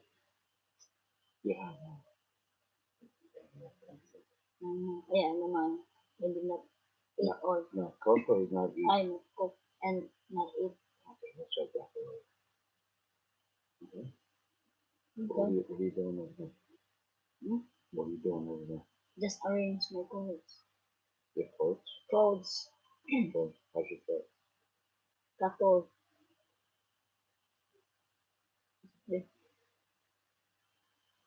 Do we have?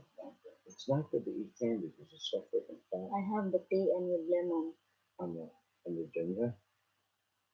Yeah, ginger water. Yeah. Yeah. Yeah. Yeah, I saw some nice fresh ginger in the store the other day. It's cheap ginger, huh?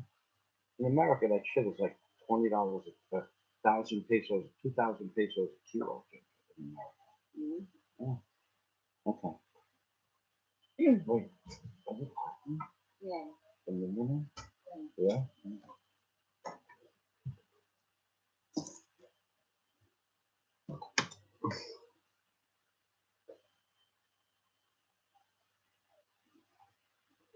Ronald Webster, look up the lost files about the Clintons. Scary as hell. Ronald Webster. Sam, hello, Daisy. Glad you liked that. Yeah, no, that's Samuel. You have a good sense of humor. There's no doubt about it. And my goodness, you have a much better sense. My sense of humor is much more sarcastic. But you get your point across without sarcasm. That's a much better type of sense of humor. Okay, Danny Gordon says Abraham Lincoln was elected to Congress in 1846. John F. Kennedy was, that's right, I remember that. John F. Kennedy was elected to Congress in 1946. Abraham Lincoln was elected president in 1860, and John F. Kennedy was elected president in 1960. There are so many similarities between them. And that, I mean, you just those five that have just been pointed out. Both were partially concerned with civil rights. Both wives lost their children while living in the White House. Both presidents were shot on a Friday. Yeah, thank you for that information, Danny. Thank you. Michael, the laugh is to make up for upsetting your perfect day. You didn't upset my day. Actually, I remember what people say, especially when someone threatens to have me put in the Philippines jail for the rest of my life. I kind of have a tendency to remember those things. Danny Gordon says both were shot in the head. Lincoln's secretary Kennedy warned them. Both were shot in the head. Danny Gordon says both were shot in the head. Lincoln's secretary Kennedy, her name was Kennedy, warned him not to go to the theater. Kennedy's secretary, Lincoln, warned him not to go to Dallas. Okay. Both were assassinated by Southerners. Danny Gordon, both were successfully succeeded by Southerners. Both successors were named Johnson. Andrew Johnson, who succeeded Lincoln, was born in 1808. Lyndon Johnson, who succeeded Kennedy, was born in 1908. Danny Gordon, John Wilkes Booth was born in 1839, and Lee Harvey Oswald, 1839, and Lee Harvey Oswald was born 100 years later in 1939. Both assassinations were known by three names. Both names are comprised of 15 letters. Danny Gordon. Booth ran from the theater and was caught in a warehouse. Oswald ran from the warehouse and was caught in the theater. Yeah, that's what I remember. Something with a movie there. Booth and Oswald were assassinated before their trials. Assassination and synchronicity. That's right, a synchronistic event. When two things occur, seemingly unrelated, in a sequence and a time sequence that couldn't possibly be by accident or um, a fluke of nature. Synchronistic event. Carl Jung, the famous uh, brain guy, the guy who thought up, the shrink, Carl Jung, who studied with Freud. He wasn't Freud's student, but he studied Freud's work and maybe maybe 2 times in his life had something to do with Freud. He was the one who called, who created the word synchronistic event. Carl Jung, Carl Jung.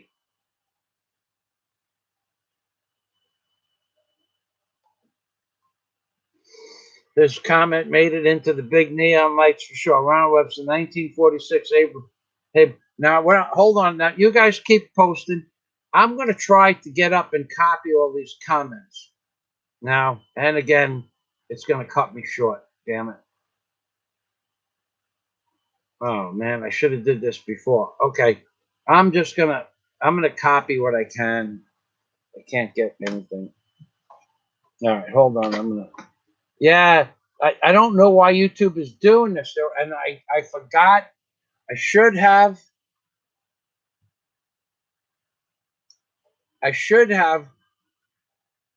It's my fault. This one was my fault. There's no doubt about it. What I should have done was copied the comments. Like maybe they cut them off on the hour. I don't know. Like after 1 hour, the comments, you only could copy the comments for a certain period of time. But I only got up to where's Costco sucks having blue balls in the Philippines. Imagine being a guy and not being and having a pair of blue balls in the Philippines. There's got to be something wrong with you.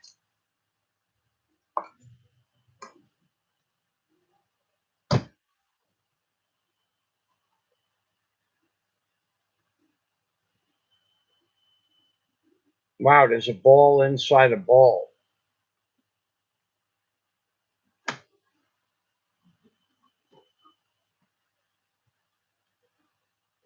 Well, this one lasted a long time. I guess if you bounce it just right, it builds up more energy.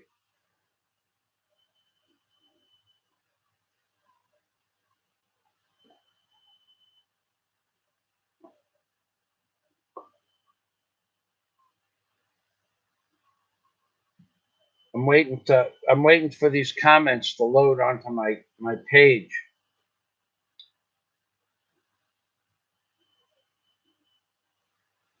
It's taking quite a while.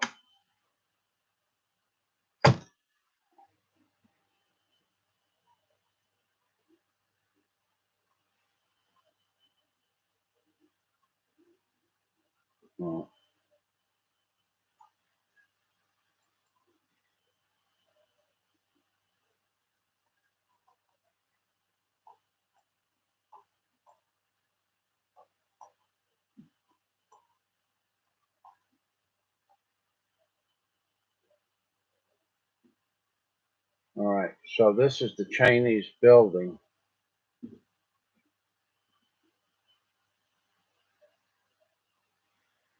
Okay, so I have to just cut this out here a little bit. Okay, the New World Order Church Speaker of the Day. Okay, here it is. PragerU, Charles KRAUTHAMMER is the New World Order Speaker of the Day. Okay, so I'll just put this at the bottom of this.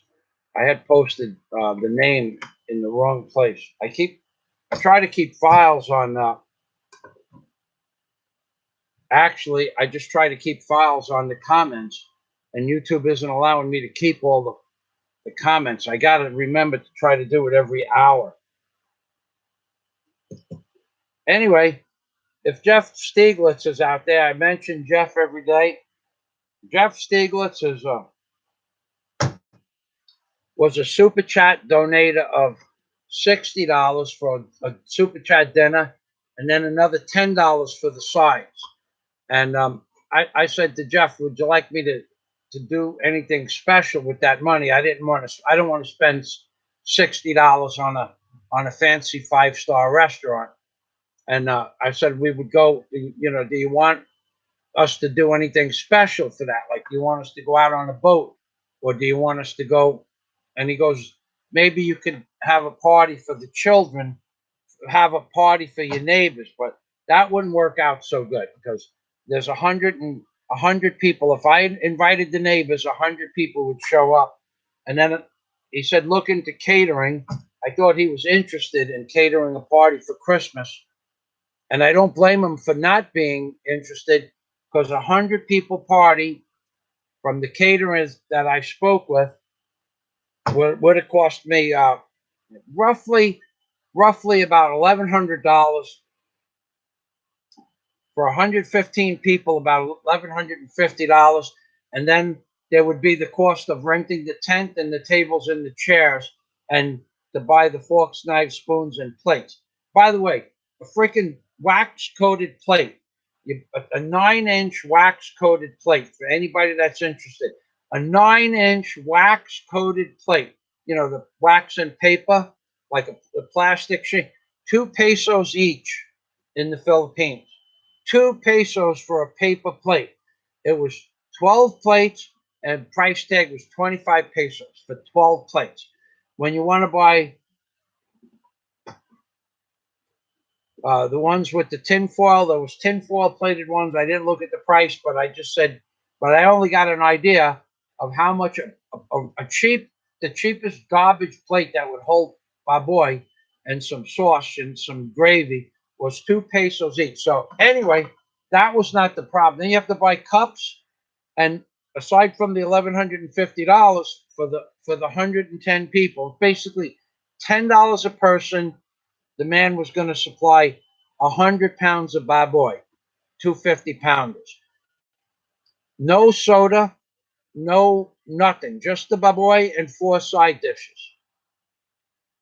That by itself was $10 per person. So 115 people was basically $1,100. Now I have to buy soda and beer. So go another $100, so $1,215. Then I have to spend about $100 in miscellaneous stuff, cups and forks and knives and plates and things like that. So we're up to $1,315. And now I have to rent a tent and tables and chairs. Plus, I have to spend 5 days of my life. So, but I broke it down to see who knows, I'm not saying Jeff should do this, but who knows? Maybe Jeff had it in his heart. He wanted to have a party for 100 people on my block that he doesn't know, which I personally think is ridiculous, because nobody on my block has parties like that. I mean, there are people on my block that are truly rich. One of the biggest and most successful businessmen in all of the Philippines lives not far from me. And he doesn't give away squat on Christmas. Squat. He doesn't even have a party at his house during Fiesta. And he's one of the most richest, famous businessmen around here. So I don't blame Jeff at all. So anyway, it was $1,600, cash money out of pocket, and no one wanted to fund that, and I didn't want to spend 5 days dealing with it either. So thank God Jeff Stieglitz didn't want to do that, because he saved me a week of busting my ass.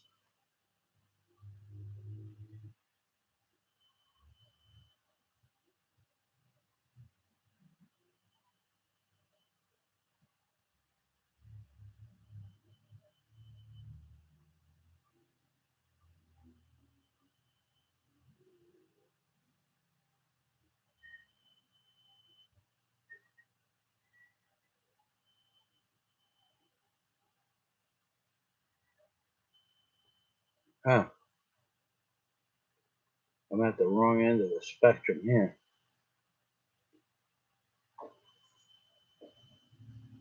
Scott Del Fuego. I'm going to make spaghetti and lentils tomorrow. Need to start gravy early. That's a good hearty winter meal, but it's 80 degrees out here. No, it's not cheap. Nothing is cheap here, Scott. Yeah, the caterer that I called up, was a restaurant I did a blog about, and he told me this is exactly what he said. It was $4 per person, I said 115 people. He says, oh, it'll be about $4 a person, basically 200 pesos a person. I said, well, that's how many pounds of lechon is that? That's 130-pound lechon. That's 30 pounds before it's cooked or gutted. So maybe there's 20 pounds of meat. I said, I need at least 100 pounds of meat. So he goes, oh, that's going to cost you a lot more. And he was only going to make 4 sides. He's going to make something out of the liver and the heart and the kidneys and stuff like that. He's going to make a chicken adobo and a pork adobo and a pancit, something with pancit. Nothing, no fish, just so. So when I told him that you got to have at least 100 pounds of uncooked pork in order, because the fiesta that we went to, the fiesta that we went to, the christening, they had a 60 kilo. Was it, how much kilos was that, Daisy? 50 kilos, Daisy. 50 kilos, and there were only 30 people at the party. Now, that was 50 kilos before it was cooked. And there were only 30 people at the party. And it lasted, I have it on video, from the time they put it on the table till the time there was nothing left was under 20 minutes. It's all in one video, under 20 minutes. Two videos, but non-stop videoing the table like this, non-stop. Under 20 minutes, the 50-pound lechon was disappeared, gone. Nothing left but the coconut, the banana leaf that it was on. So now you have 115 people. That's 3. You really need 150 pounds of lechon to feed 100 people. So when he told me $10 a person, he told me 500 pesos a person. That was the end of that. No, it's not cheap. And I mean, I couldn't have a party for 100 people. If I invited one person on the block, I have to invite everybody. Everybody says hello to me. Everybody invites me to breakfast and lunch when I walk by and they're eating. Everybody's, if they're eating dinner, everybody says, Michael, come and have kaon. I have to tell everybody no, otherwise I'd never get down the block. But everybody offers. So I couldn't have a Christmas party without bringing everybody into the party. It wouldn't be right. So what I did was I got 100 presents. There's about 85 kids on the block. Everybody gets a ball that glows in the dark. Everybody, all the children. Small children get the smaller balls. They're a little bit smaller than this. The big children get the bigger balls. I can't wait to see what this looks like on a Sunday night when it gets dark. I'm going to do it on a Sunday, and I'm going to make a video of all these kids bouncing all these balls all over the place. Everybody gets a ball. Some of them get some of the bigger gifts, and that's how we're going to help. That's how we spent Jeff Stieglitz's money and maybe a few dollars more. So thanks for the super chats, everybody. And that's my message. So at this point, it's almost 2 o'clock in the afternoon, and I've been doing this for about 3 hours. Okay, so let me get down through these comments. I'm getting ready to say goodbye. I want to relax, and I have something else that I would like to do.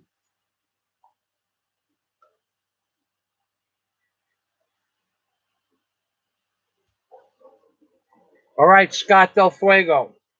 Thanks for stopping by. You're going to set up that new miter. Very nice. Very nice. That is cool. Just be careful with that bad boy, Scott. I told you about backing that saw over the wood. God, that saw will chop your freaking hand off. In 1 split second, you'll be looking at the saw, and 1 split second later, you'll be looking for your hand. Try to, when you do your cuts, if you're gonna back that miter up towards your chest. Stand with that in a position where you have your arms straight out like at a range. Stand with your feet in a kibidash position, or 1 foot behind the other, and use your shoulder to pull that saw back until you get used to the way that comes back. And if there's any doubt that there's a nail in that wood, don't back that saw over a nail. because that's when it's going to bite into the wood and roll right over the wood and come right at you. Okay? Be careful with that compound miter. That's different than a drop down miter. Please be careful with that. There's a way to use that, and I'm as good as it gets with but I had a radial arm saw for 25 years, and nothing ever happened. But that saw jumped back at me a couple of times, and I threw the son of a bitch out. I walked it outside, put it in front of the house in its entirety, and scrapped it. It walked over a piece of like 2 by lumber that I was. It picked the radial arm saws went up and down on it rolled back over the wood and came at me, and my hand hit the guard at the back on the top. And had I not had my hand down closer to the deck, it would have just chopped my hand off. I took the saw off the turret. I walked the saw outside, put it in front of the house, and I walked the thing out. That's how I didn't need it anymore, and I didn't like it. I had already bought the chop saw, and I wasn't going to use radial arm saws for anything more. I hope somebody took it and used it, didn't chop the hand off. But be careful with those slide saws. They can't care less about your hand. Thanks for stopping by, Scott. Good night.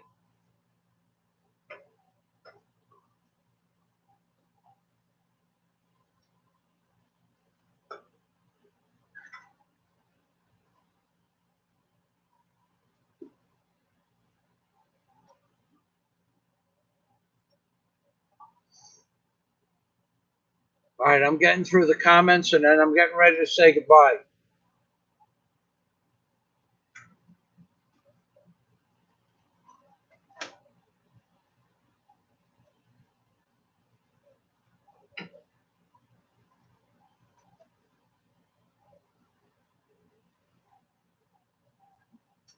Ronald Webster saying they're cutting off. Yeah, I read about they're cracking down on people that are putting links to truthful articles in the UK. I read about that. I read that they're actually, when you put out an article, the name of an article, if you attach a link to it, or even the title of an article, that they're shutting off, they're clamping down. They don't want you to post the name of an article. In other words, if a person doesn't read every fucking thing that has ever been printed and watch every news story every 24 hours a day, 7 days a week, they don't want you to know that information.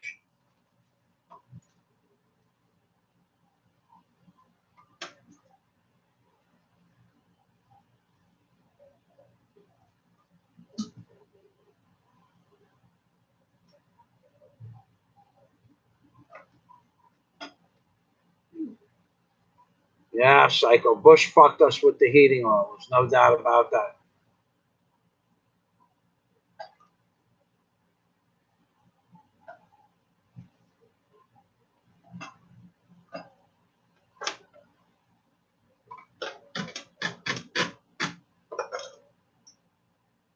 Samuel, bye, Michael. Until next time. Yeah, bye-bye, Samuel. I'm done with the comments, guys. Take care, Scott. Okay, so I'm going to end this. I'm just copying down some of these comments right here, and I am ending the live stream. So I'll give you guys another 2 minutes to say goodbye to each other if you want to do that. And I am 100% done. No doubt about it in my mind. Daisy and I have something that we wish to do, and we are about getting ready to do it. Everybody, thank you for stopping by. Thanks for the interesting conversation. Definitely thanks for the information. Okay, that's going over there. We got that. Ronald Weber, good morning and good night. Pads, have a good day there. Bye-bye, Pads. Okay, I'm ending it all. Thank you. And I'm not sure about tomorrow. I have a few things that need to get done besides this. Actually, I have to finish making the order for the drill doctor and 2 or 3 concrete blades The blades are only about a pound each, a little less than a pound. And I want to get the drill doctor, and I want to get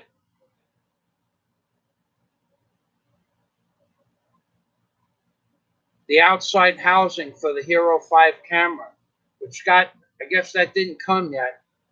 So I'm going to buy the camera separately.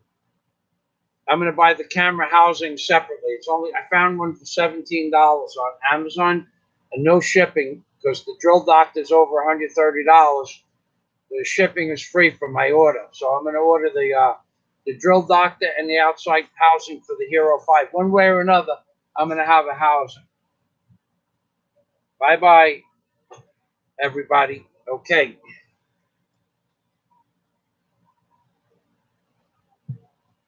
Okay, and